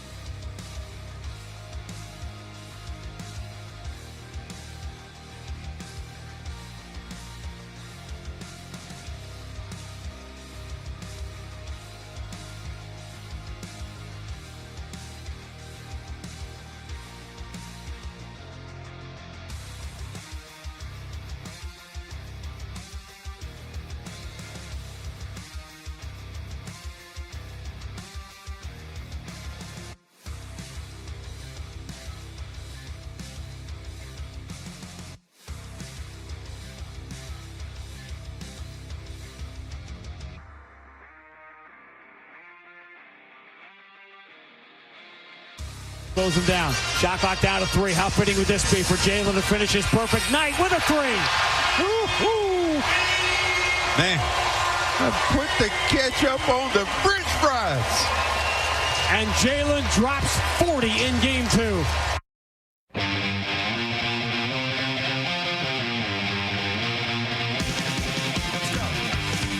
Hey, everybody. The crowd was alive last night as we are Toucher and Hardy. Bert Breer is in studio. And Hardy, young Nicholas, young, sweet, big-bootied Nicholas was out and about last night. Oh, whoops. Go ahead. There we go. My goodness, was he. Dan, let's get into it. Can we use this for the radio? Hell yeah. All right, talk to me about tonight's game, man. Man, we it on him. What the is a Halliburton? Let me tell you something, Kyrie. Your bitch ass is next. What the is Let me Halliburton? tell you something. Your bitch ass is next. Siakam, you is what? We coming for you. You had all those points for nothing. You mom. Excellent. There you go. Really doubting the Wolves there. Wow. Well, Chaotic scene outside the car. all right, so if you were watching it on television last night like I was, it was obvious that game 1 got the crowd in gear. That the crowd was there last night, and young Nicholas was out, and that was audio from last night. The crowd out in front of the Garden after the game. All right, talk to me about tonight's game, man. Man, we it on him. What the is a Halliburton? Yeah, we don't even know. We're not sure. I mean, it does sound like a defense company. They are definitely looking past the Pacers. Let me tell you something, Kyrie. Your bitch ass is next. I'm wondering if I want them to play Dallas. If this is the kind of venom that's coming out of the fan base already, just don't throw empty water bottles at them. Let me tell you something. Your bitch ass is next. That is too racist. Then we get the Kyrie sermon after the game, which we all enjoy. Yes. And then people can freak out because he lit the sage, and then everyone flips out, which is exactly what he wants. It's going to bring about all kinds of really annoying debates. Well, the part of the problem is I really want them to play Kyrie to beat him for a championship, but if the reverse happens and Dallas beats the Celtics in the finals, I'm going to lose my mind. I can't have Kyrie beat this team for a championship. I can't do that. And Luke is really good. Well, yeah. Luka's going to get 30 a game, but then Kyrie might hit the shot that in Game 7. That's the thing. Right. Kyrie hits a couple of game winners during the series. That'll be the worst possible scenario. If he hits one, it's going to be. God. We might not get a listener for the next 3 months. Then there's the press conference afterwards about Kyrie hitting the game-winning here. It's too much of a double-edged sword. I need Minnesota. I don't need Dallas. And he'll be justifiably smug about it too. Oh, Jesus. The minute Denver lost, the pressure on the Celtics to win the title went up times 100. Easily. Because there's no excuse anymore, right? Minnesota's good. It'll get even worse. We were talking about there in the finals. It gets worse. We were talking about the Jokic matchup against the Celtics in the finals 6 weeks ago. I mean, Porzingis isn't strong enough to guard him. How are they going to solve that problem? Minnesota's good, but they're not that guy. If you lose to Denver, it's understandable. Yes. Like the other. No. You need to beat Minnesota. Yeah, and we'll get into it. The Ringer did a really good thing, not only by record, who had the easiest path to the finals since 1984. They did it based on injury. They had some kind of algorithm that did injury. I'll tell you what, Maz was ahead of all of this narrative. Oh, Jesus. Yeah, you throw enough. Maz really set the table for everybody. Maz will tell you, you paint enough walls black, someone's going to run into one. You know what I'm saying? It's no fun unless they struggle. It's a hollow championship. Yeah, if you just sit around going oh, he'll blow his brains out, he'll blow his brains out, he'll blow his brains out, then eventually someone's going to blow their brains out. I told you. It might have been my favorite addition to the team. No, you missed it. The most useless playoff wins. I know, the most useless. And then the next day. There's 6 AFC championships. Because I could just see his glee while he was typing out that list, and just this is going to piss off so many people. The next day, he was like, if they only win one, it's a failure. He had that as the follow-up. Well, I heard that he was talking about how Dave Roberts' stolen base. That's right. That was yesterday. That was about not very sneaky, unimportant. He said it's an art form, ladies and gentlemen. It is an art form. He's so good at what he does. He is so good. I just envision that when that Maz's tears thing, when that music's playing for the most useless playoff wins ever. This is like a kid walking down the stairs. Bill Miller had to single to drive him in. How important is that Roberts stolen base? Yeah. Yeah, it's He's just really, really good at and it. for all of you, you have to know that Maz is writing these things with a big smile on his face, knowing how enraged you get about it. He's like really excited. All right. I mean, Maz is just like Hardy in that he is constantly fixing things. So that is his real passion. As you know, they put a divider in between the urinals in Dorchester. Oh, the only divider in Dorchester. In fact, for the only toilet in Dorchester that's not filled with month-old poo. I think in hypodermics. All right, here we go. This is Nicholas, young sweet Nicholas, Man out town. at in front of the Celtics game last night. Can we use this for a radio? Yeah! He's all right. I'll just play it for you, Hardy, again. He said, "What? Can we use it?" Oh, can we use this for a radio? Sorry, yes. Can we use this for a radio? Yeah! Go. All right, man, what's your name? Mike! Mike! All right, Mike? Mike! All right, can we use this for a radio? Yeah! Let's go! Mike just wanted him to say it twice. Mike! I wonder how many false DUIs Nick has been tested for just by his slurring. All right, talk to me about tonight's game. Where are you from, by the way? I'm from Boston! Oh, great. All right. Cool. Let's go! All right, talk to me about tonight's game. Tatum came out soft. He was soft, but Jalen held it down. Jalen was all over it.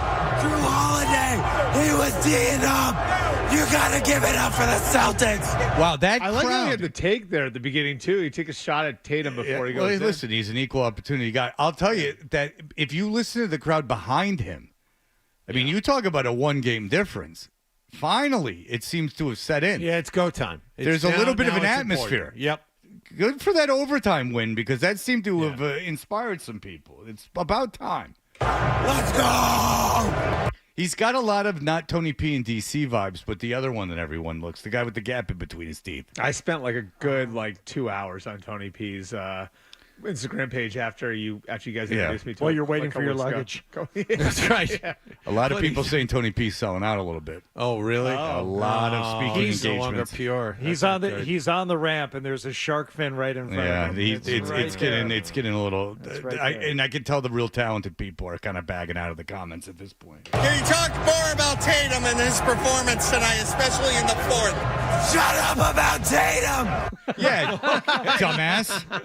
Did you watch the game? I mean, please, Nicholas, how dare you ask him about him? Shut up about Tatum! The Celtics are winning the finals this year. He's a star player. He's not showing up when we need him the most. Drew's showing up. Jalen's showing up. Al's showing up. Porzingis isn't even back. Oh boy, this is like. Shut up about Tatum. They said Nicholas, who came by the house while you were dead in bed, covered in your own feces. Drew's showing up. Jalen's showing up. Al's showing up. Porzingis isn't even back. Are you okay? More hits, more runs, faster. Oh! Is that a chili guy He situation? was sandbagging a little bit. He knew exactly who he was talking to. Yeah, all right, well, if you could say anything to the Boston Celtics to encourage them. Celtics are sweeping. Celtics are sweeping. Celtics are winning the finals. I love Freddie T. I love you. But Hardy, I love Hardy. Hardy is a freaking gamer. All right. More hits, more runs, faster. He's got like an Ultimate Warrior cadence. Yeah, it's to great. his voice. You know, Neil Diamond is he's from down under. Yeah, it's a little bit of a faster guy fan. All right, excellent. We have more from Nick in front of the Garden as he is a man of the people. People can't wait to meet Nicholas. Finally, the atmosphere at the Garden is triumphant. Bye. As we continue on. Shut up about Tatum. All right, we'll be back in just a moment. You're listening to Toucher and Hardy on the Sport.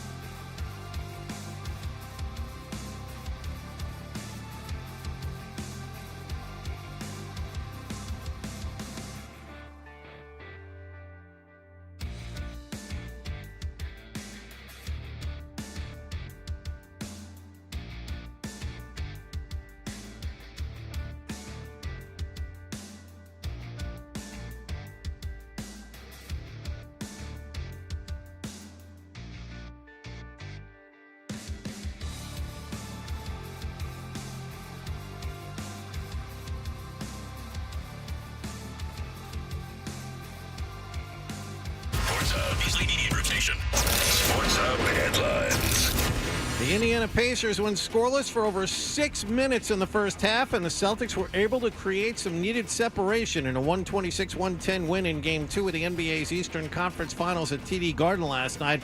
Jaylen Brown was the story of this one with 40 points. Yeah, it's great, especially around this time of the year. Take advantage of home court. That's what we worked all season for during the regular season, being the number 1 seed. So being able to take care of business here at home. Now let's go still win on the road.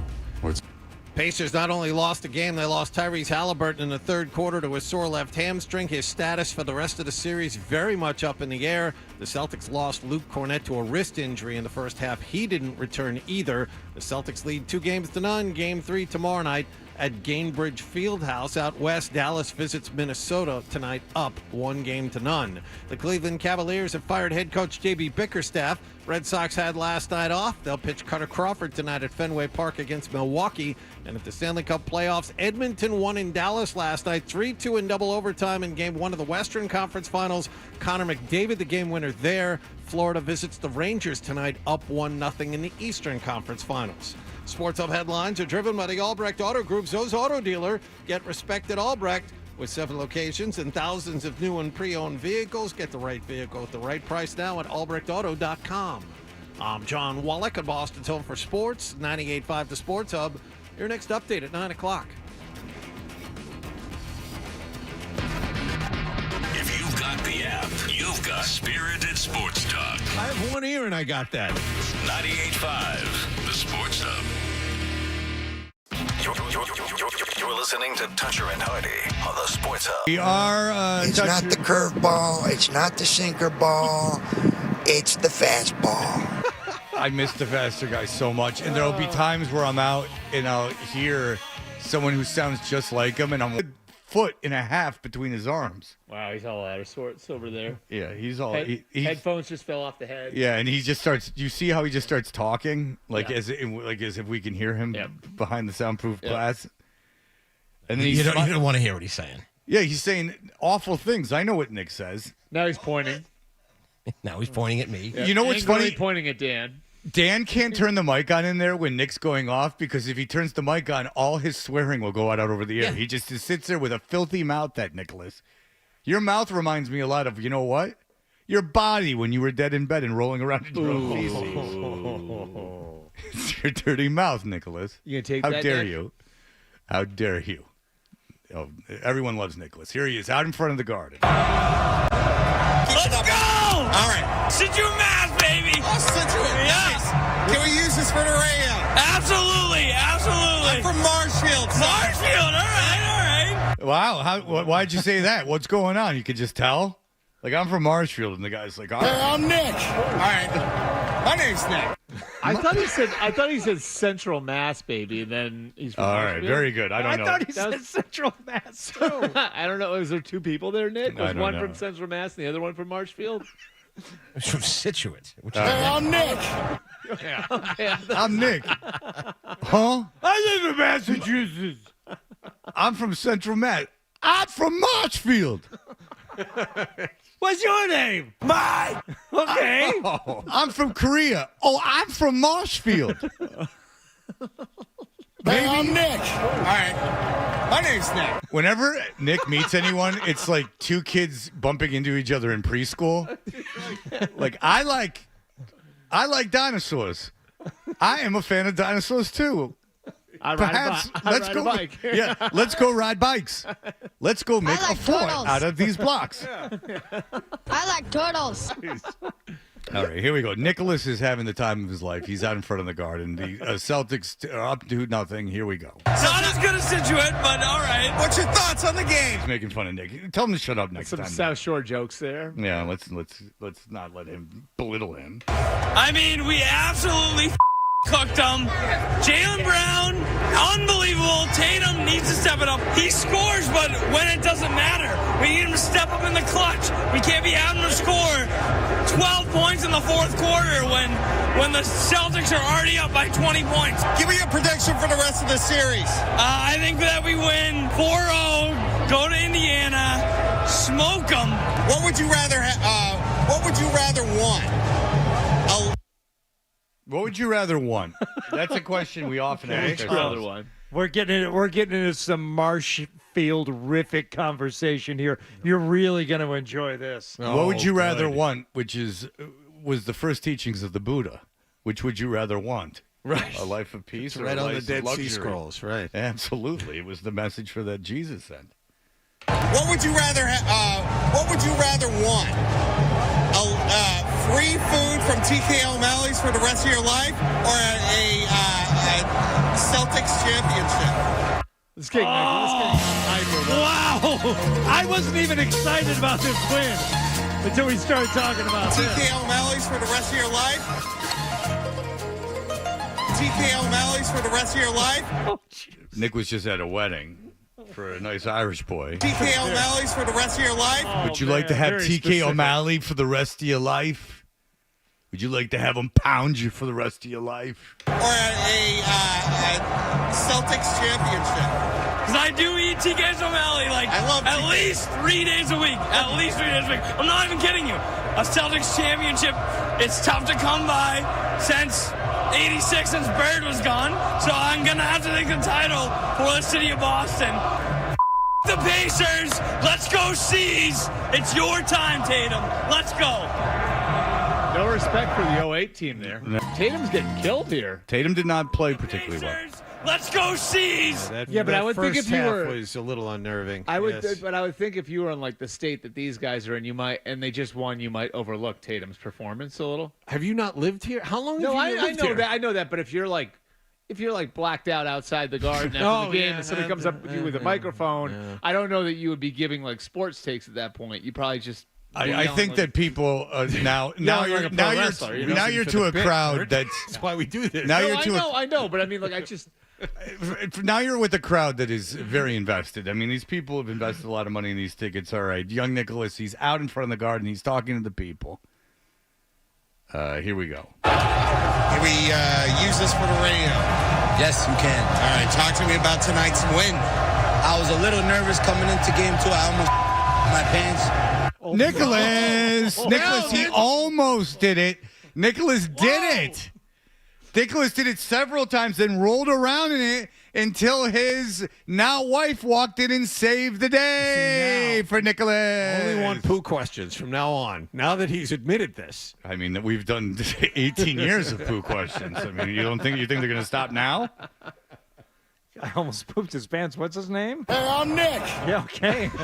Hey, do you try to find a commonality with him like you did with South Shore guy? Do you go, I also crapped my pants. Not today. I walk like I just crapped my pants. I was a little nervous coming into game 2. I almost my pants. I just liked how calm he was. I'm like, why are we playing this? I'm like, oh, he almost crapped his pants. I see. Can we use this for the radio? Yes, you can. All right, talk to me about tonight's win. I was a little nervous coming into game 2. I almost my pants. We are about to shove a broomstick up somebody. Well, that sounds like that sounds like someone in an unfortunate hazing accident. Yeah, it's a very specific thing to say. That's similar to a story I heard about the Penn State football team from a few years ago. How dare you? Wow. How dare you? It's not happening. Go home. Go home. You're lucky I'm a man of God. Who's he talking to? Is he talking to you, Nick? Was he a man of God? Do you know that? Because he said the S word, and I don't think that's allowed. Yeah. Was it a rabbi? Nicholas, was it a rabbi? Nicholas. No. Okay. You were talking to me about Aztec Gino. Is there beef between you guys? Aztec Gino, if I see this guy outside here, I might start acting wild in a couple minutes. Oh, our friend Aztec Gino. Oh, that's so good. There's beef. We don't want that. Nick, was this guy in a costume? Kind of in a costume. Come to the microphone. He didn't know if it was a costume on purpose or not. Oh, he might have just been a man who was decorated in what he could find on the street. This guy had a bunch of stuff on. Celtics. Okay. Like a Celtics suit with like a chain with all the championship rings. So he was trying to be like super fan guy, and Aztec Gino might be competition for him. Yes. But he's also man of God. Did he have rosary beads? I did not see them, but he may have had them in his pocket or something like that. No, I don't think you. I mean, you would have them out at that point. I would believe you'd be praying. Aztec Gino, if I see this guy outside here, I might start acting wild in a couple minutes. This is my territory, being a Celtics super fan, gotta stand my ground over here when these guys come for my camera shine, 98.5, I like what you guys do over there at Sports Hub. Just give me a prediction for the rest of the series, and then if we make it, we're putting the nail in the coffin in Indy.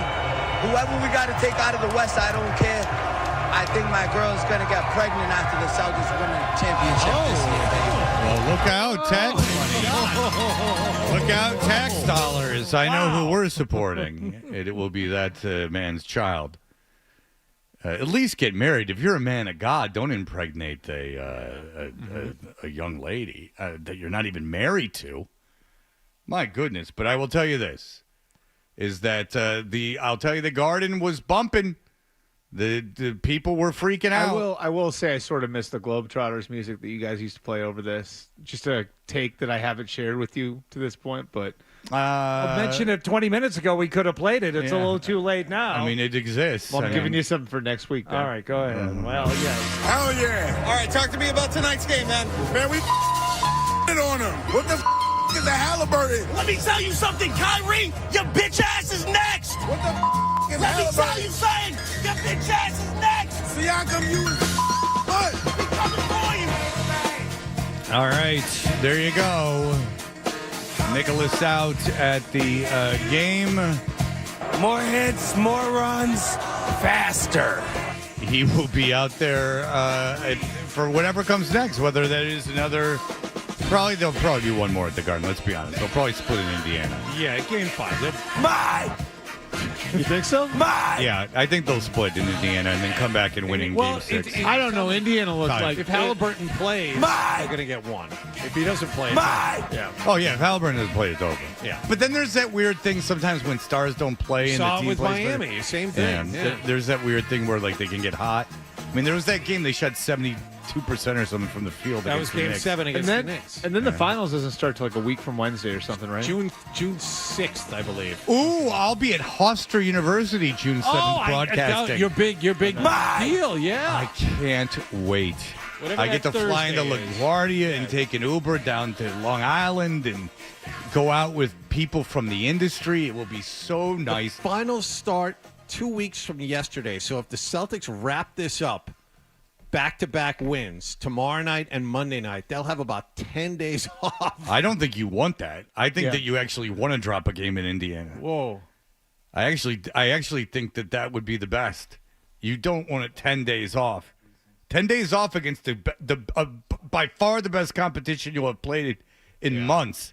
That's no joke. Like I don't care if it's Minnesota or Dallas. I mean, all of a sudden you had a very real situation ahead of you. But if Halliburton does not play, Yeah. and there is a very real possibility of that happening for the rest of the series, you're Boy, looking if at Halliburton 4 doesn't straight. play again in this series, we'll get into it because the Ringer will do it next. The Ringer did a breakdown of just how easy this has been for the Celtics, and I'll bury the lead, or I won't bury the lead. It's not the Celtics who had the easiest path. In fact, the 1980s Lakers teams had a very both easy path. 85 and 87. It's weird. But they do it based on injury. And 87 that is interesting. Lakers, like because easy path. But Really? the West in the 80s. Because that Pistons team they beat wasn't But they 85 beat and the 87 was They beat the Celtics both years. Yeah, they beat the Celtics. But that was in the finals. We're talking about And the that- run-up. Yeah, to but it. it's the run-up. It's the Okay. conference. It's what's happened so Who far. they face leading That up makes to sense. it. Yeah, so we will do that. Bert Fred, Breer. just be careful if you're out there at Hofstra and it's like, finals and you get up there, you're supposed to be talking about sports talk.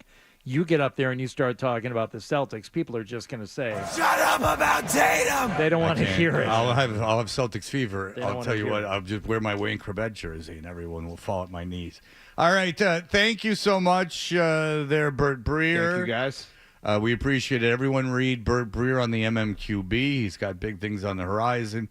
We will be back in just a moment. We'll tell you about just how easy this path has been to the Celtics and how it compares to other teams. I think my girl's going to get pregnant after the Celtics win.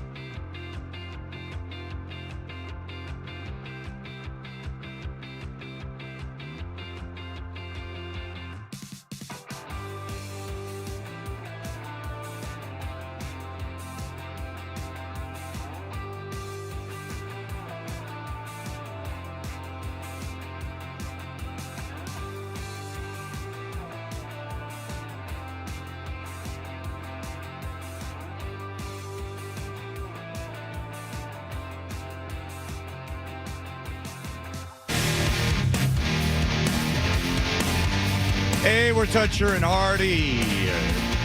We are brought to you by FanDuel Sportsbook. Make every moment more with FanDuel. As you've heard by now, and it's not just this station, it's national. The Celtics were so dominant in the regular season, and their path to the playoffs has been riddled with so many injuries. There's been a lot of talk about, and that ended obviously with the crowd last night, but there's been a lot of apathy around this team. It was very cheap to get into game one. I told you that there were like hundreds and hundreds of tickets for under $150, and you couldn't get into regular season games. Certainly couldn't get into regular season Bruins games for under $250. Yeah. So, I mean, we're talking like tickets were cheap. There wasn't much of an atmosphere at game one until the end, but then last night that all changed. So how easy, when the rubber meets the road, how actually easy was it for the Celtics historically? Well, I will hand it to The Ringer. The Ringer, this is an article by a man named Zach Cram, which does sound like a Steve Brule character, Zach Cram. And it says, there isn't any region in the United States that cares less about college football than New England. That is very true. Yep. It's absolutely true, because if you think about it, there's very little prep athletes that go on to do big things, even from around here. But on Tuesday night, as the Boston Celtics began their 6th Eastern Conference Finals in 8 seasons against the Indiana Pacers, New England's NBA team inspires a chant straight out of college football playbook. The Celtics ain't played nobody. And so they go on to say that it was this the easiest path of all time. Well, that isn't exactly true throughout all of NBA history. Back in the early days, top seeds sometimes needed only to win one round to reach the finals. In both 1959 and 61, for instance, the Celtics received a bye to the conference finals, then beat the under 500 Syracuse Nationals, and voila, 2 final berths. But if the 2003-2024 Celtics advanced past Indiana, they would come a lot closer to the easiest final pass since the start of the modern playoff format, which was when John, do you know this off the top of your head? Start of the modern playoff format? Go, you say it. 15 years? 1983-84 season. Longer. That's the first 16-team postseason. Okay. By record alone, the Celtics don't stand out against the past several decades of finals teams. Would you like to know who they were? Go right ahead. You talk, Fred. You go. Okay, I'll go. The 91 Bulls. They played the Knicks 39-43, the 76ers 44-38, the Pistons 50-32. The 2000, now let's get into the real heat of it. The 84 Celtics only had to play the Bullets. Do you recall that Bullets team? 35-47, the Knicks 47-35. Frankie Johnson. There's the point guard for that Washington the Bullets 50-32. The average opponent wins was 44. I don't know. The 88 Lakers, the average opponent wins was 43. The 85 Lakers, the average opponent wins was 43. The 2023 Nuggets, the average opponent wins was 43. The 84 Lakers, the average opponent wins was 40. And the 87 40. Lakers, the average opponent wins was 39. The Celtics aren't even in that top 1, 2, 3, 4, 5, 6, 7, 8. They're not in the top 8. Average opponent wins 39. That was for the 87 Lakers? Yeah, so basically the 88 Lakers, the 85 Lakers, the 84 Lakers, and the 87 Lakers had the easiest pass record-wise in playoff history. But here is the methodology for this. If a team was had 48 wins, they were injury-free. If they were missing Jared Allen, this is Cleveland. If Cleveland in the second round, if they were injury-free, they would be a 48-win team. If Allen played games 1 through 3, wasn't playing, they were a 40-win team. Game 4, missing Allen and Mitchell, 29-win team. Game 5, missing Allen, Mitchell, and LeVert, a 26-win team. That is an average of a 35-win team. Oof. So they're factoring in the injuries. They repeated this process for every playoff opponent, for every finalist since 1984. This is through the conference into the finals. Does not count the NBA finals. Where do you think the Celtics rank all time? Injury aggregate. You include injuries. Where do you think they rank? Out of the top 5. They were in the top 5. Where do the 2024 Celtics rank? You say it. Out of the top 5, I'll say 3rd. Do you want number 5? Go right ahead. The 84 Lakers played the Kings 38-44, the Mavericks 43-39, the Suns 41-41 for an average opponent wins of 40. The 2024 Celtics are fourth. They played the Heat 37-45, Cavaliers 35-47, the Pacers 47-35 because there were no injuries. The 87 Lakers, average win total 39. The 2007 Cavaliers, average opponent 38 wins. Wizards 23-59. Holy moly. The Nets 41-41. The Pistons 53-29. Remember that Pistons series when LeBron beat them by himself? LeBron went to a place that not too many people have gone. That might be the best I've ever seen a basketball player play. Was in that series. You look at the 07 Cavaliers roster. They were terrible, and he did everything. LeBron on that team was insane against the Pistons. That was one of those moments in LeBron's career where he kind of woke up in the middle of a series and said, "Wait a second. I am far and away the best basketball player on this court. I can just do this myself." And LeBron was what, 21 at the time? Yeah, he was a kid. 20? And he was a kid where you still weren't sure about how great he was going to be. And then in that series, like I watched that series. I watched every game in that series, and it was just like, oh my God, because the Pistons were such a better team. Yeah. And you were just like, oh my God. And the Celtics had to face him in the second round next year on their way to the championship. I remember him. Oh, yeah. Yeah, and so the 85 Lakers, an average opponent wins of 38.6. They played the Suns team, which wins total would have been 27. The Trailblazers would have been 42-40. The Nuggets 47-35. And you know who's on that Nuggets team and who got hurt in that series? A man by the name of Alex English. Okay. If he hadn't broken his hand in 85, there's a lot of talk of the Nuggets having won a championship before this last season. So the 85 Lakers. So Celtics fans and people say this is unprecedented. It's never been this easy. Yeah. Who cares? You can point to all those 80s Laker teams and say that the Western Conference was obviously a joke during those seasons. So, in fact, they're not even in the top 8 when it comes to record, and they're number 4 when you even make up something to account for injury. Right. But I'm glad the Ringer did it.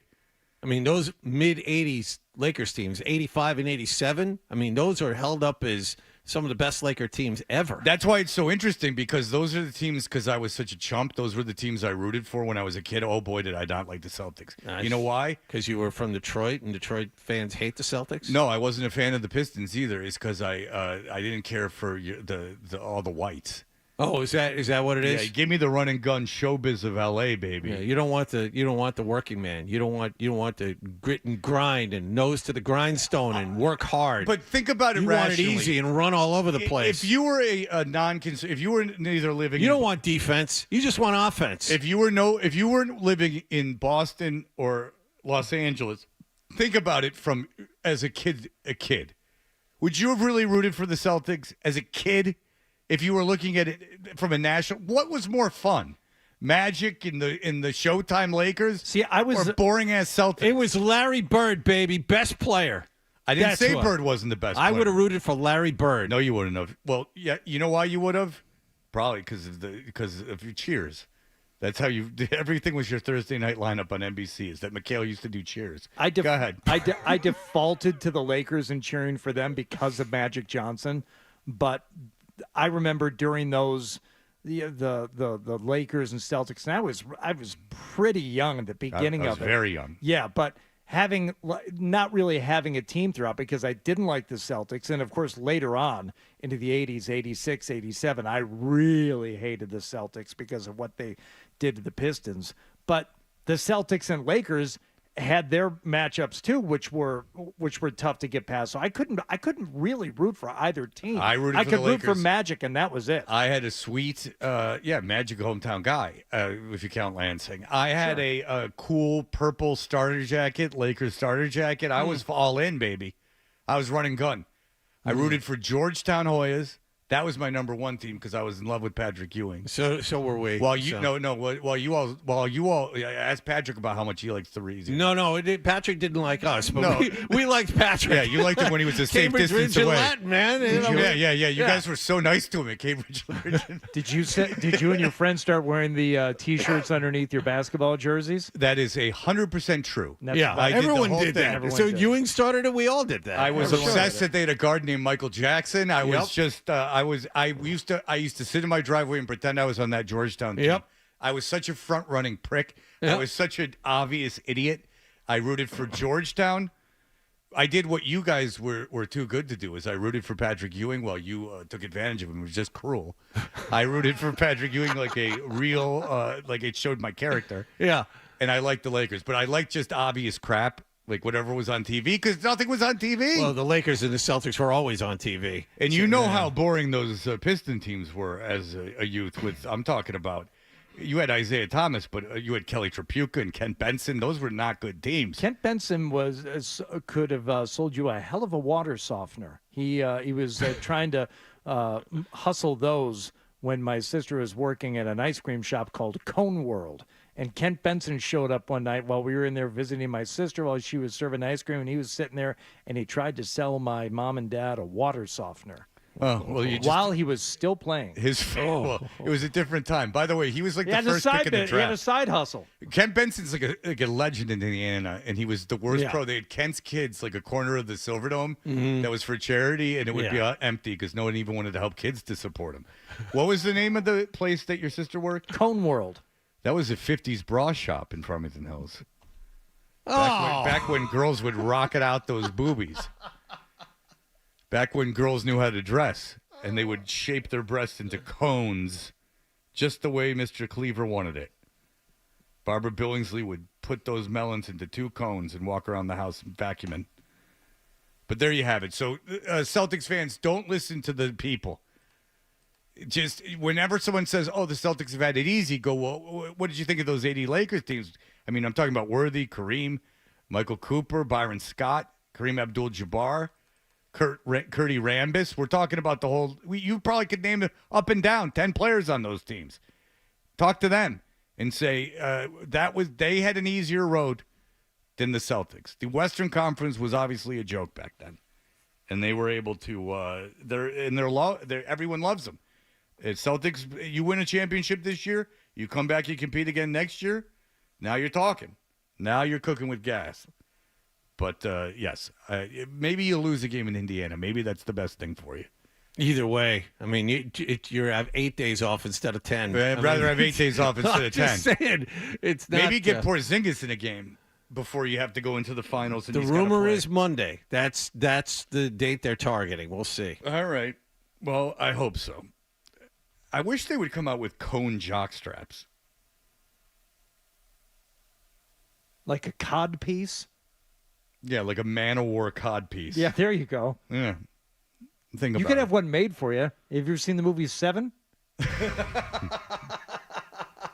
You have to go to like a leather specialty shop, but they can do it. I wonder if I could go to Provincetown. There was some leather specialty shops. I remember the first time I went to Provincetown. I'm like, you can display that in a window, can you? Mm-hmm. That is a very large item for what it's supposed to do. First time I went to Provincetown, I saw our former boss walking around with a hedonism luggage tag on his backpack, just throwing chum in the water. It was her weekend, huh? I don't know. It seems like it. Anybody up for some fun? Anybody? Was that just a chance meeting? Yep. Because Marcy and I were there with our daughter who was 1 or 2 years old at the time. We just like, let's do something. I haven't been to Provincetown. Let's drive up there and walk around. And we're like, oh, hey, what are you doing here? Oh, I see. The hedonism bag tag prominently displayed off the side of the backpack. Just walking around. Huh. That's nice. Anyone? Anyone? I know what you're saying. Anyone? Very good. All right, we'll be back in just a moment. Sports Hub.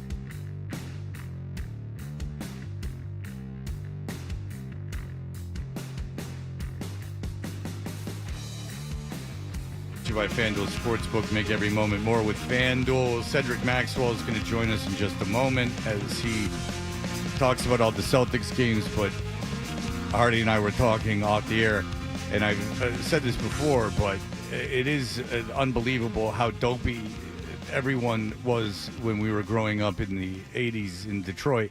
There was a station, WRIF, and there was a guy named Arthur Penhall, and all he did was play songs. Like, so he would play, like, for instance, at 5 o'clock on Fridays, he would play Loverboys Working for the Weekend with the Mr. Slate horn from the Flintstones, and then they'd play Working for the Weekend. It was not like he, for instance, they were playing Tool one time when I was in Detroit, and he goes like, all right, Tool, a little schism for you, jism.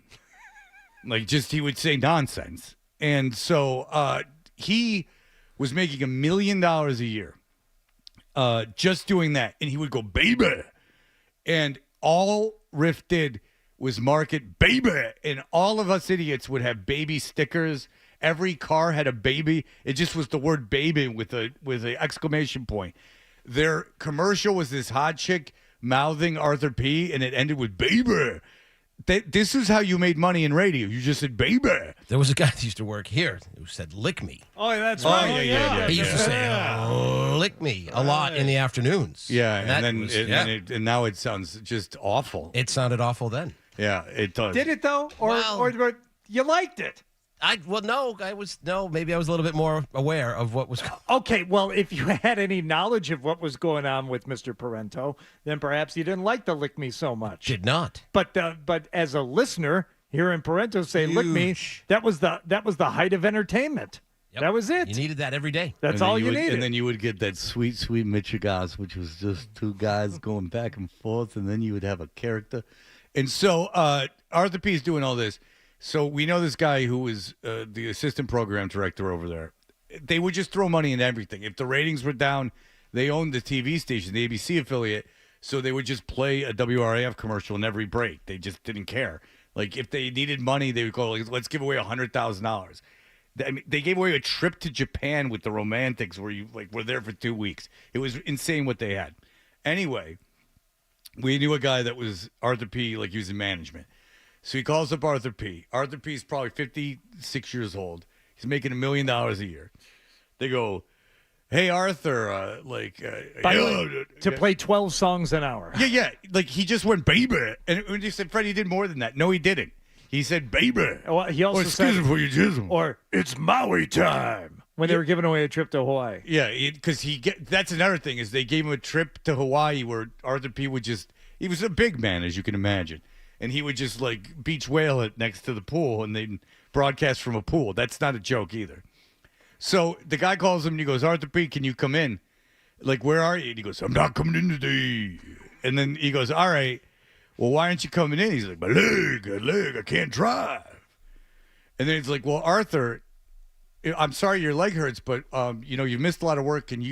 What if we have someone pick you up? He's like, no, I can't get in. Like, come on, my leg hurts.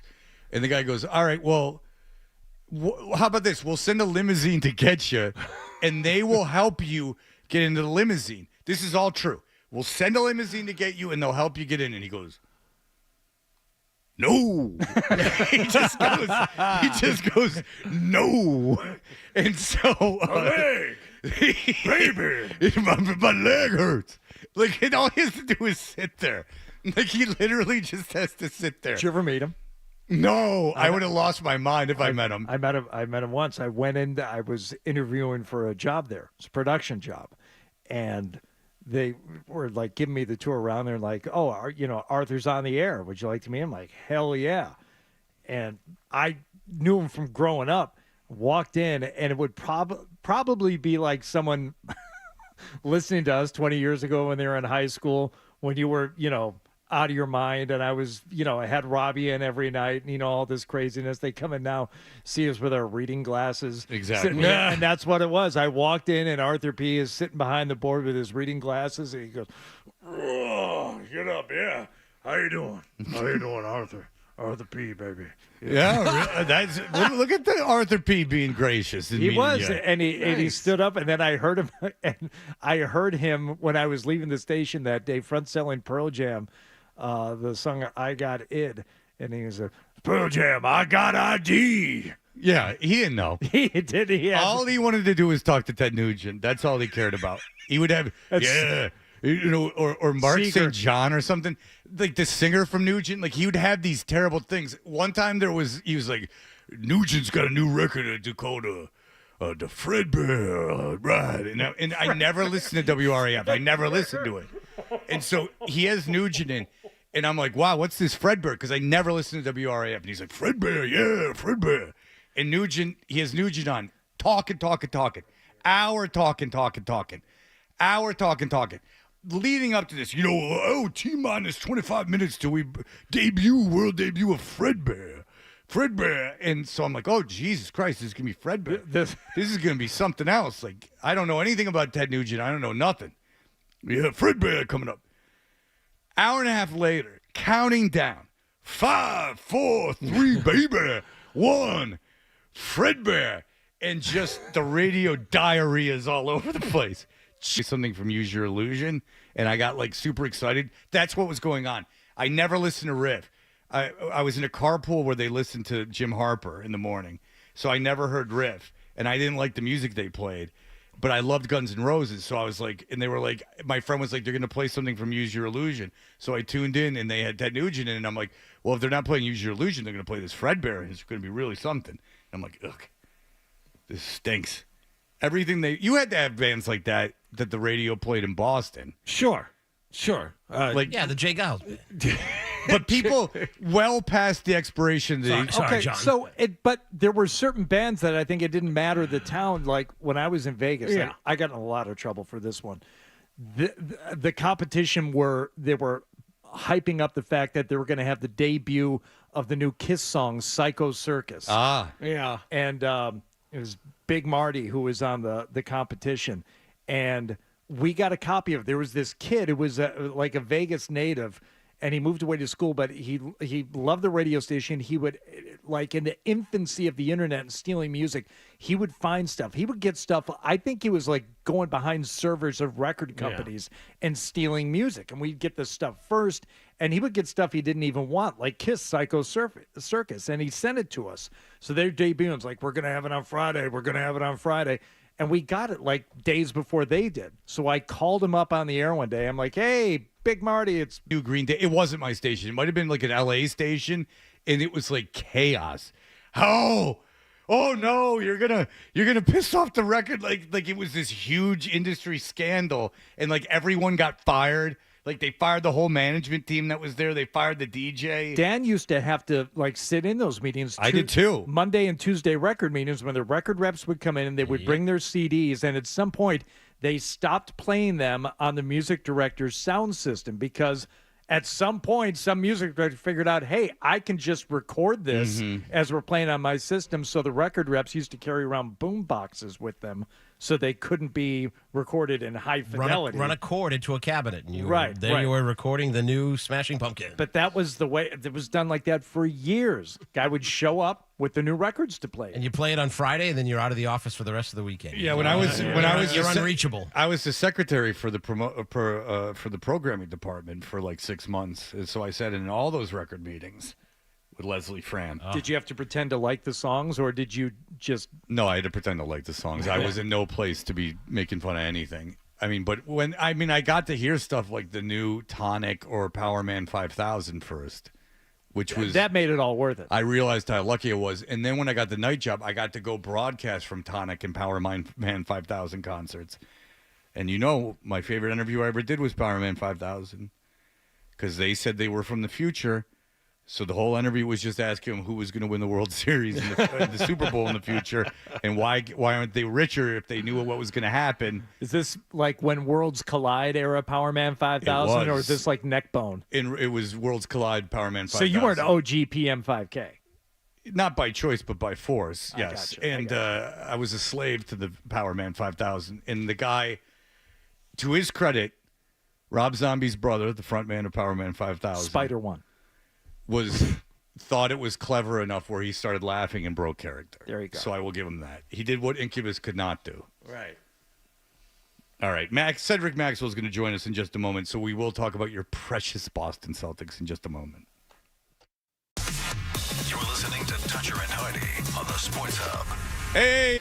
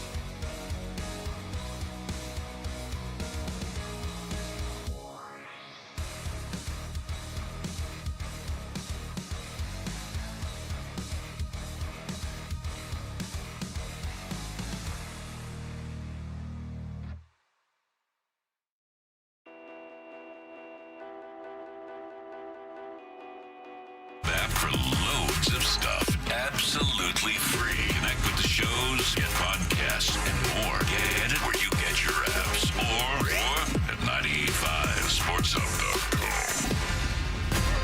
You're listening to Toucher and Hardy on the Sports Hub.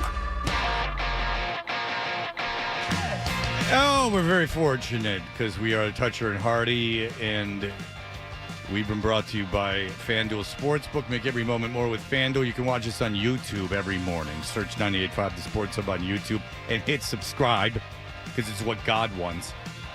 Cedric Maxwell is the Celtics color analyst on the 98.5 The Sports Hub Celtics Radio Network, and Max is brought to you by Amica Insurance. Boston Celtics playoff coverage is presented by Amica Insurance. As the Celtics chase banner 18, visit amica.com today to learn more about Amica's award-winning customer service. And Max joins us on the Volkswagen Dealers Expert Hotline. Hi, Max. How you doing, sir? You are locked in. We were talking about that today because we play highlights from these games, and this is playoff, Max. You're on fire. Yeah, well, absolutely. It's time to cook now, man. Yeah. You in the playoffs. This is the time you set them up and you just knock them down. You put the bowling pins down. I'm gonna knock them down, dog. What was your reaction to the end of regulation in Game 1?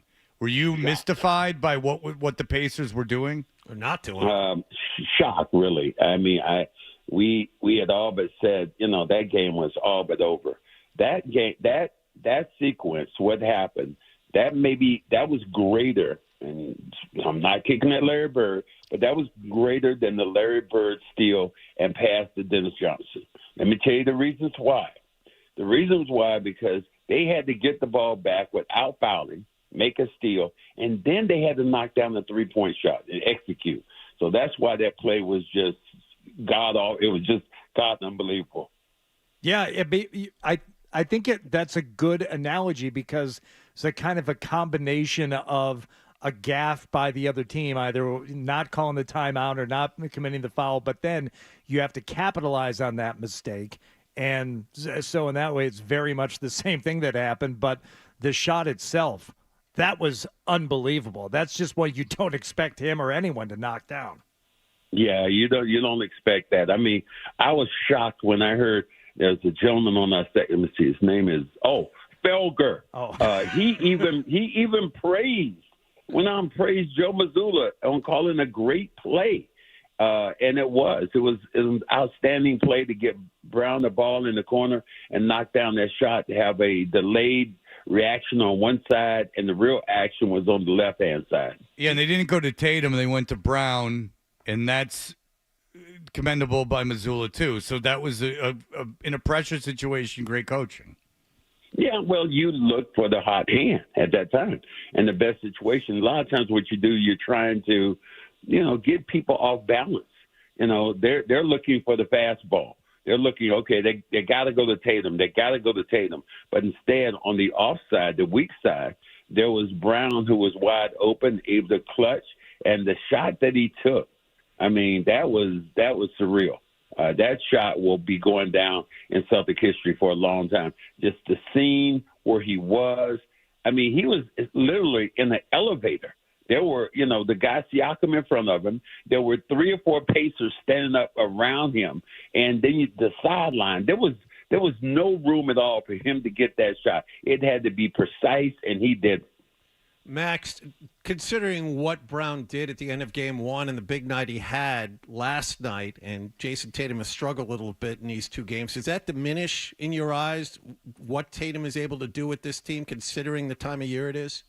No, it doesn't, because there was a guy named this another one. There's a guy named Bird who didn't really play well or shoot the ball well in 1981 in the championship series. But what he did, he imprinted the game by rebounding the basketball, having assists, scoring with making it easier for me to score.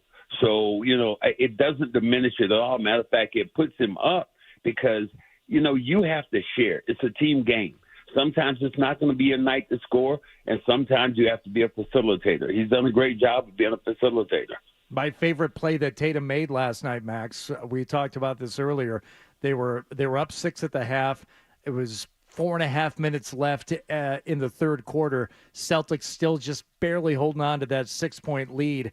and Tatum gets the ball. He starts going into the paint, and I think this is going to be one of these plays where Tatum just keeps the ball. He's just going to try and force a shot, but instead kicks it out to Jaylen Brown, who hits the three. And I said, there you go. He's facilitating. I don't even care that he only had 4 points in the first half now. He's drawing some defense away. He's leaving the hot guy wide open, getting him the ball, and making it work for somebody else. That is called a decoy. And that decoy at that time was a great play. He drove towards the basket, defense collapses, and then you kick the ball out to the corner for a guy who is hot. I mean, you're talking about a guy who is unreal right now and being pissed off about the fact that he wasn't called All-NBA. Yeah. To me, it was absolutely ridiculous. Al Horford struggled a little bit at both ends of the floor in Game 1, but he looked like a new man last night. Was it just a matter of him making shots? Well, him making shots, and John, I've said this 1,000 times, when you have Porzingis, there's a Porzingis factor that comes in. The fact that he's not around. In the short term, you're able to get by without one of your star players. In the long term, it starts to affect you. And you can tell a little bit with Al in his shooting the basketball from the outside. It's about legs. They're going to him on the defensive end, so you take his legs away from the jump shooting on the outside. But I love the fact that he was nasty and rebound in the paint. Okay, so you talk about Horford, and Porzingis is not playing, obviously, hasn't played in the playoffs, but now we're getting to where it looks highly likely that they're going to the finals. What is the ideal? Do you think that it's important Porzingis play in this series before he plays in the finals? Extremely important. And the reason why is because you have to get into game shape.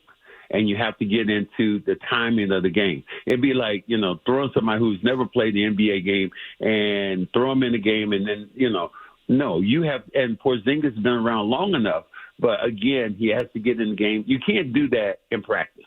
Practice, you can go all you want to, but in the games, there's different speed, there's a different tempo, and he has to get back into that game condition. So I'd love to have him in a game, even if it's the last game of this series. He has to get back in so he can get back in playing before he jumps into the fire if you're going to get to the finals. Rick Carlisle seemed to pull everyone very early last night when the Celtics were up 10, 15 points. Pacers have come back from that routinely in these first two games, and Carlisle, it seemed to me, waved the white flag very early last night. Siakam was hot, and he didn't play much in the fourth quarter. I kept thinking there was foul trouble, and I'm like, why are they not playing? Yeah. Well, I think that what happens, coaches know the pulse of their team. When Joe Mazzulla didn't bring back the guys against Milwaukee after they had that game when they were blown, didn't even play them, that was him knowing where his team was at.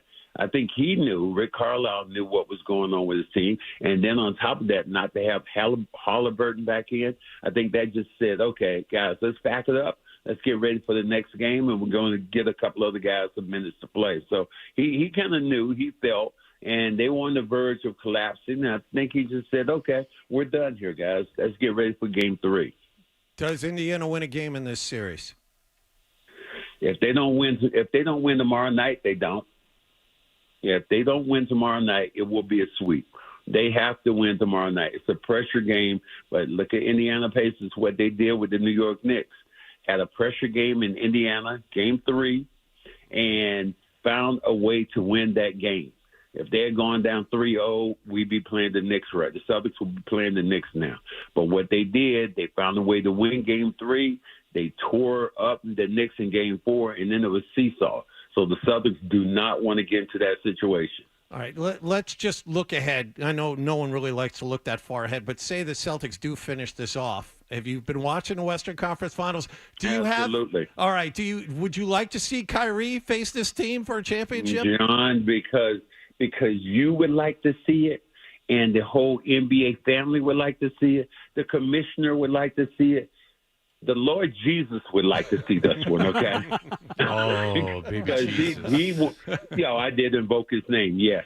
But what I'm saying is you look at Kyrie coming back to Boston, trying to win a championship, how hated he is. Yep. Is is he the biggest villain maybe around that we think about? Is he just like A-Rod when it comes to him being in Boston?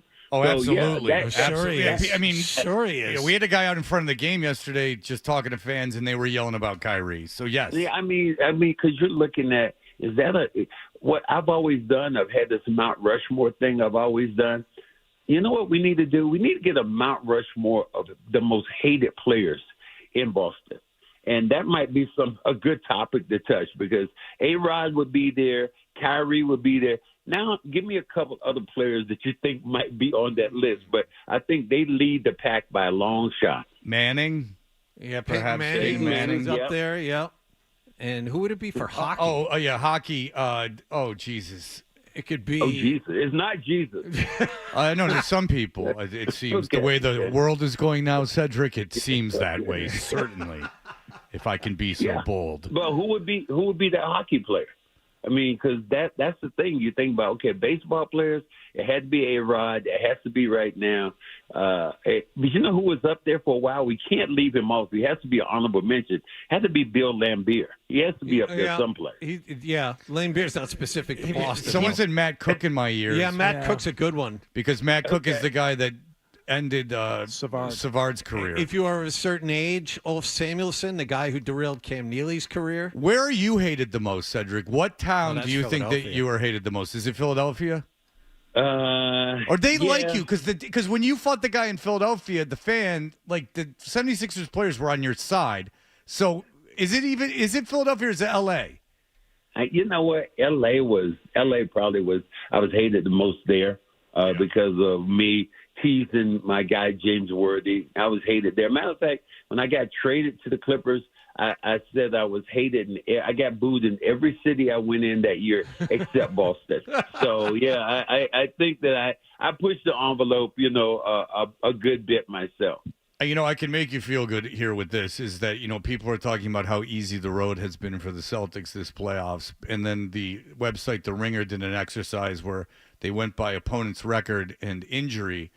And I will tell you that as many people think that those Laker teams of the 80s were great, they had historically easy runs to get to the finals. 87 was worse, but 85 and 84 were up there. Yeah. No, 85 is the worst. 85 is the worst? Yeah, okay. when you factor in injury. Yeah, Okay. So those Laker teams now are being looked at. Yeah, go ahead.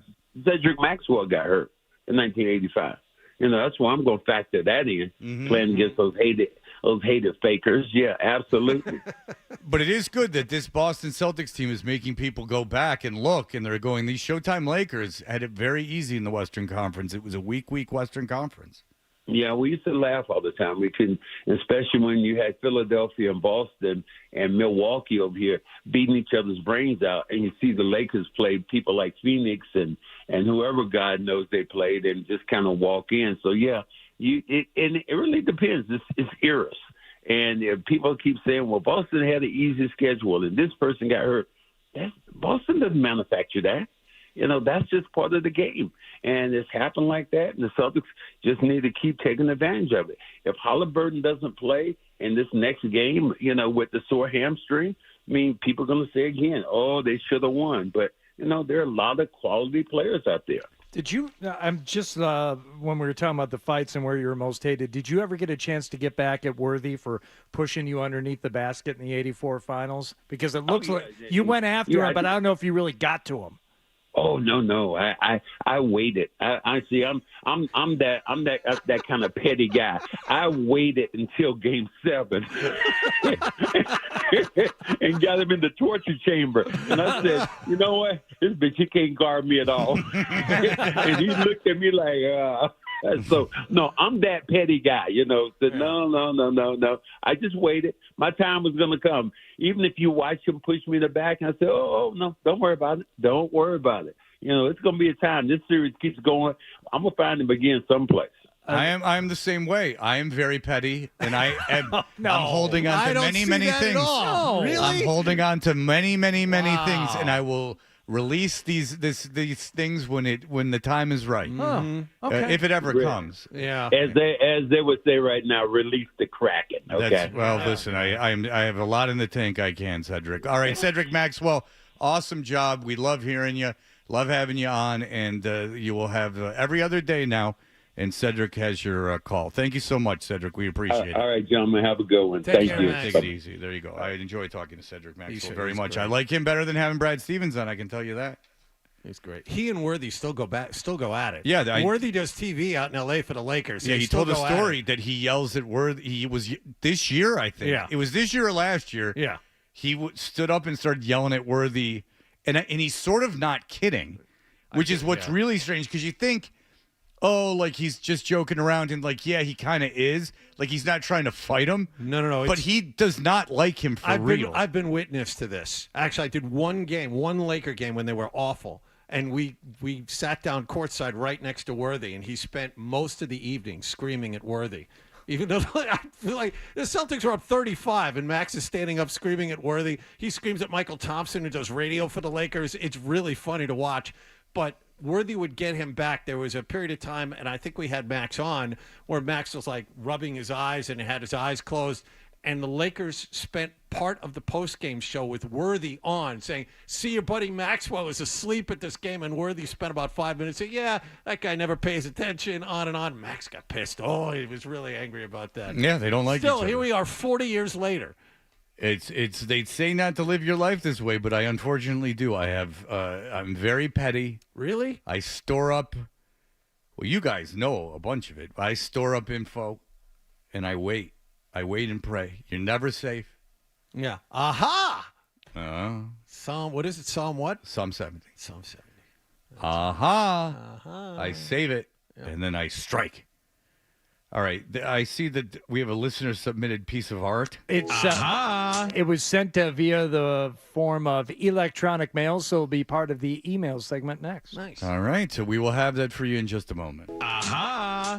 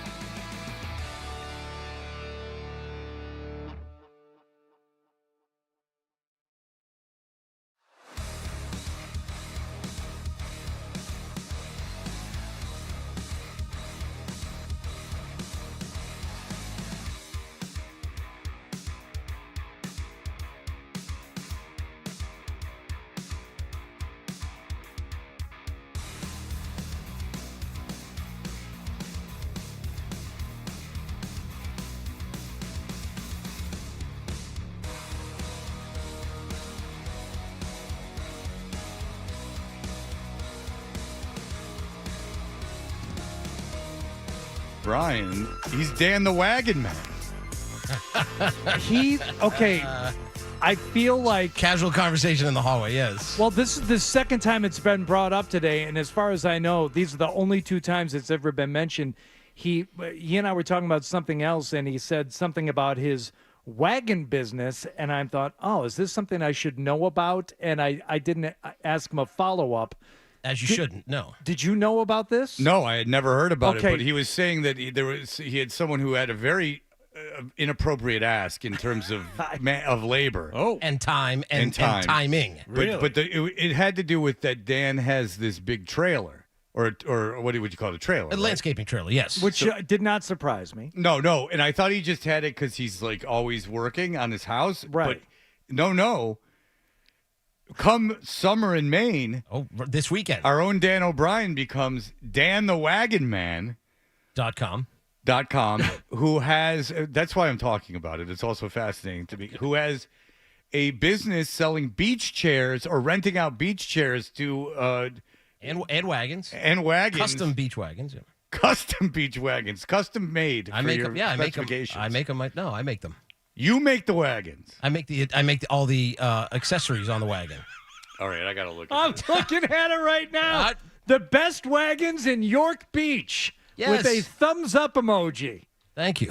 Let us do the work. Dan the Wagon by us, Man. you mean you. Custom beach wagons take most of the work out of getting to the beach. You ever see people struggle at the beach and they've got a kid in one hand and they've got toys and then the wheels on the cooler doesn't go through the sand?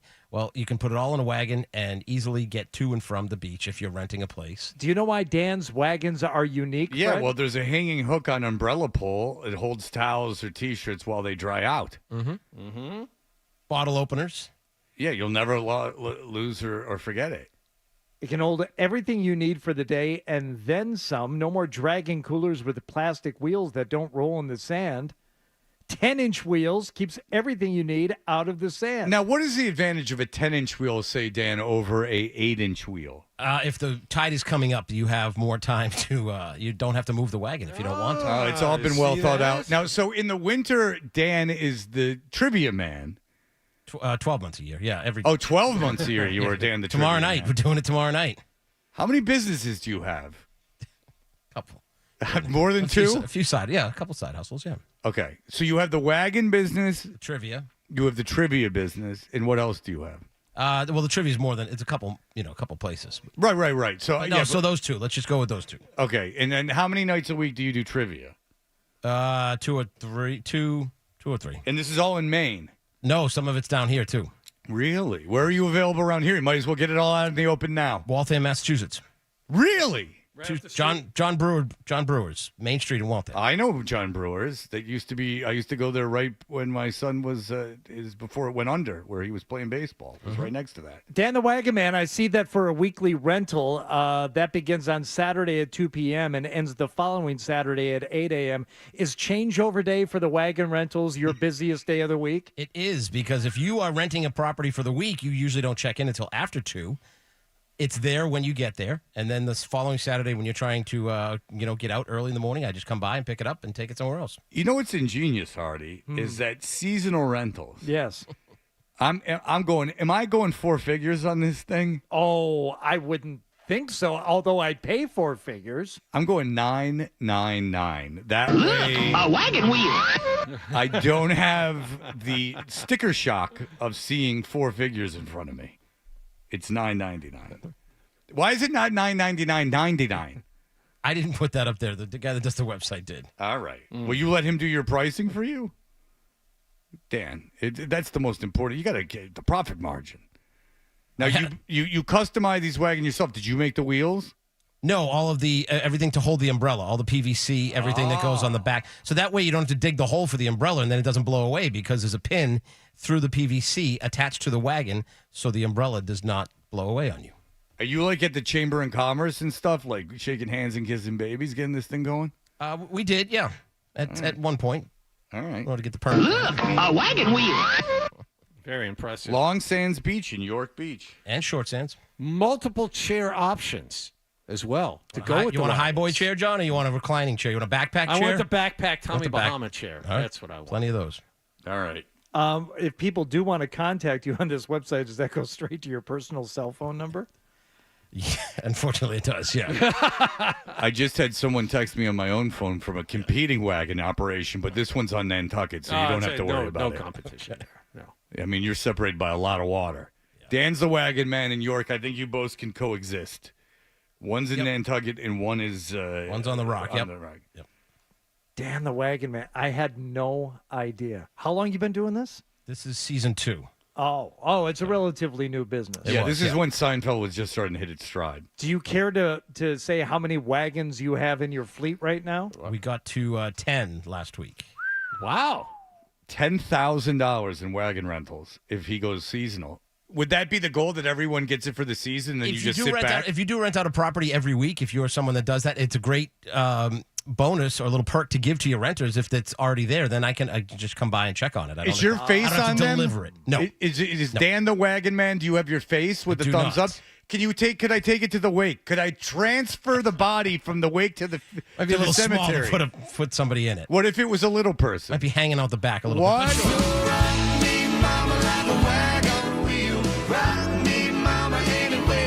Dan the Wagon Man. What if Vern Troyer was dead? Could I put his corpse Yes, in the we could wagon? fit him in a cooler. Okay, so do you have coolers? They didn't want to rent coolers because nobody wants to rent somebody else's cooler. All right. Yeah, that is a good point. that Chairs, is kinda tables, gross. umbrellas. Now we're branching out into cornhole boards, beach games. Or just cornholing in general. Stand-up paddle boards. What's the weight rating per foot on that PVC you use on the wagons? Oh, you're not putting pressure through it, though, Hardy. You're not putting water through it. It's Yeah, just, dumbass. It's just holding an The umbrella. weight, though. There's got to be a weight. Dan, what's the weight? Chairs, Set him it's about- straight. It's about 200 pounds. Look, a wagon wheel. All right. Well, look at that. That's Danny great. the Man, DanTheWagonMan.com. See what happens when you talk in the bathroom. That's the only time I'm listening to anyone is in the bathroom. Scott Zolak is telling me he'll endorse it if he gets a free one. He just wants one made and given to him. I'm not delivering it to him, no. He'll give a speech at your company convention for only $10,000. So you could take all your profits from seasonal rentals and put them into the wagon wheel. All right. Wow. All right. Well, already I'm getting on my personal phone. People very interested in Dan the Wagon good. Man for this Thank you. season. I've vacationed in New York Beach. Yeah. I had to shelter in place in That's New York right. Beach. That's right. Yes. Yeah. I had to shelter in place in New York Beach during that saving lives, really, by staying home during that horrible COVID pandemic. Don't get out.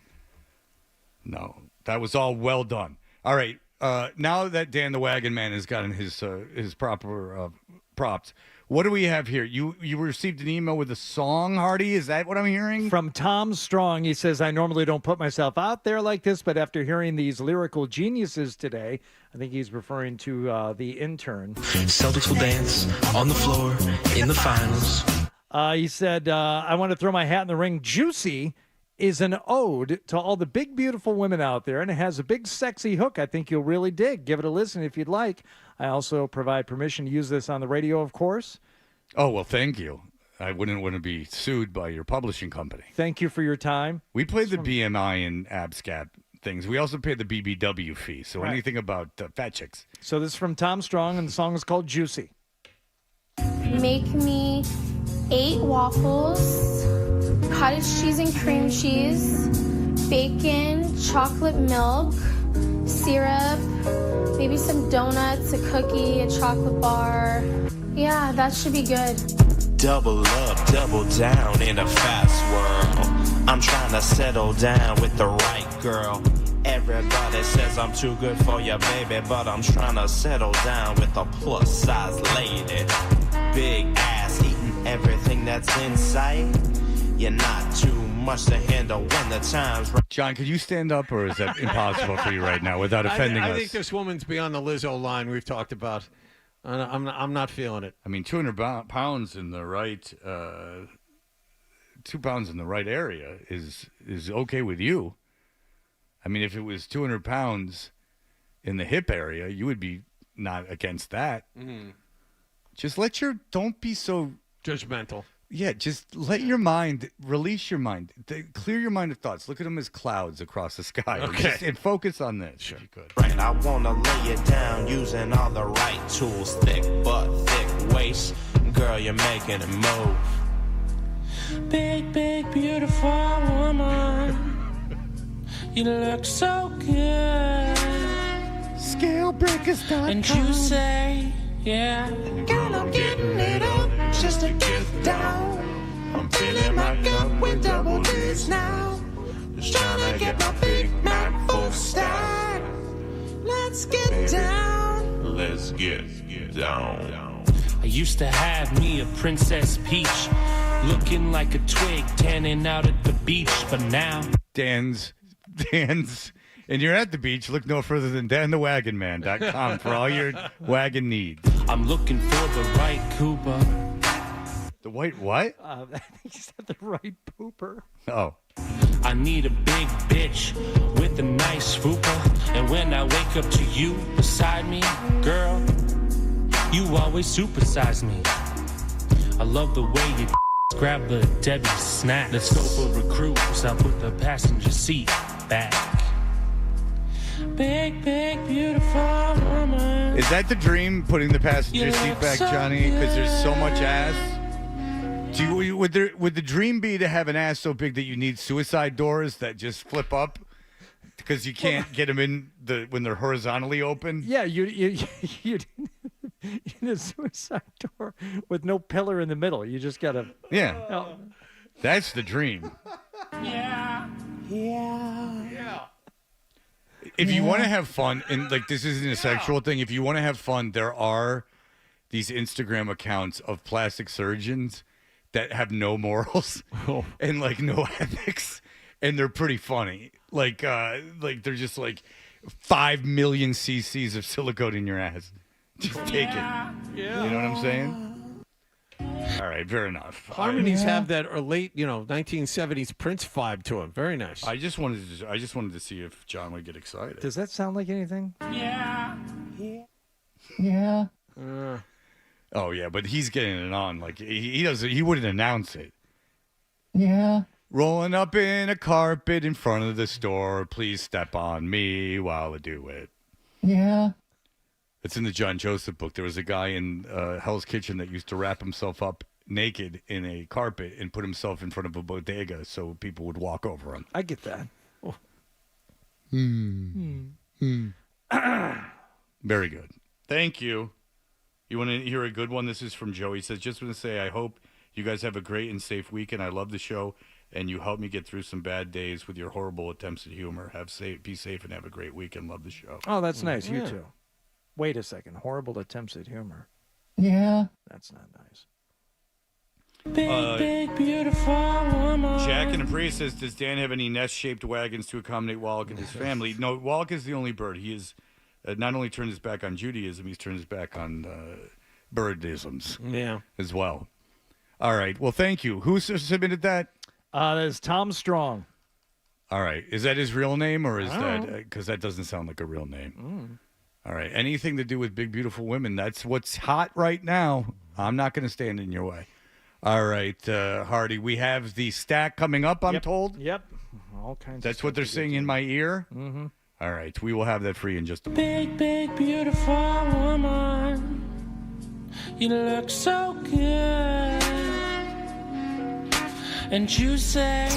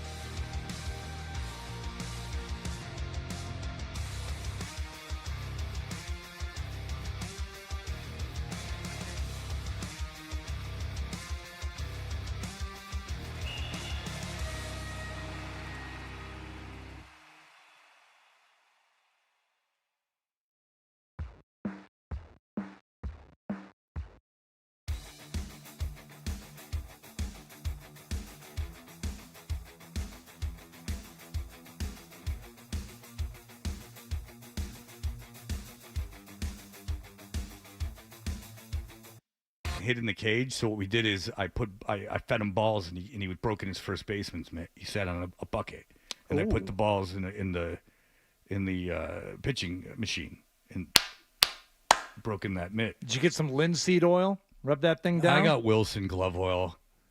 Plus, if you pee on it enough, it works just like it. Every time. On everything. Drink a bottle of olive oil, wait around an hour, and just start peeing. That's the way to get it done. But he is getting a little bit, like when the wave comes by, like he gets aggravated. I'm very proud of him. He's like, look at all these losers with the stupid wave. And I go, yeah, there you go. There's my boy. He heard something this week that infuriated him because it was a lie and he knew it. And he was like, this untalented liar. And I said, all right, you calm down. Don't worry about daddy's business. All right, what's going on? What's in the stack? Very briefly here, James White saying something that I think we are all thinking when it comes to Tom Brady going into the broadcast booth. He said on Mass Live's Eye on Foxborough podcast, it's hard to speak about people that you've played with or coaches that have coached you. Hard to be critical of them just because you're obviously been on the other side of things, sharing the same locker room. So I just say be cautious when it comes to that, just knowing how you would feel if somebody you know was speaking about you. If you want to just add to the list of reasons why Tom Brady's transition into the broadcast booth may not be seamless and altogether awesome at the very start, James White saying what everybody's thinking, is he going to be critical? Is he going to say the things that need to be said in that role? It's just, I don't understand the method of business, like the methodology of the business. Like, I don't understand how they do it. I would look at TNT. TNT, they focused obviously on their studio show, and their studio show has become iconic. I mean, they do sketches on Saturday Night Live about it. It's like an iconic thing.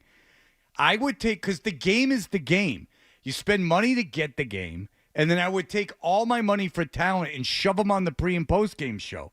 Because ultimately, when the fail-safe to not suck is just shutting up, because that's really what it is. I don't think, we might come in and go like, a hockey game or something, like I didn't know what was going on. They didn't say anything. But that's a mild annoyance. When you get really mad is bad analysis, right? Just not no analysis, bad analysis. Mm-hmm. So on the radio, for instance, radio personalities relative to what you probably think make more money than you think, like that do talk shows, because you can't stop talking. Like if you stop talking, it's over. On TV, I don't understand why they invest any money in the color analyst. Don't you think logically the play-by-play announcer should be get far more money than the color analyst on TV? Because really a color analyst can just sit there. The play-by-play guy, by definition, has to say what happened. Mm-hmm. So there's a skill to that. People are talking in your ear, I'd imagine. You're looking at papers. There's a skill to that. The color analyst can just sit there, as evidenced in Major League. Even when the Indians started winning, the guy didn't talk and everyone still loved him. Dynamite drop, Monty. Yeah. But I don't know. Like, no one's going to go, I'm watching the Dallas. I wasn't going to watch the Dallas New England game, but now I am because Tom Brady is going to be talking. It's a narrow path. Like when Tony Romo first started, and started talking about things that would happen before they happened, a guy doing color commentary can add to the game. Oh, that was enjoyable. He explained something to me I didn't think was going to happen. The problem is the majority of them go the other way.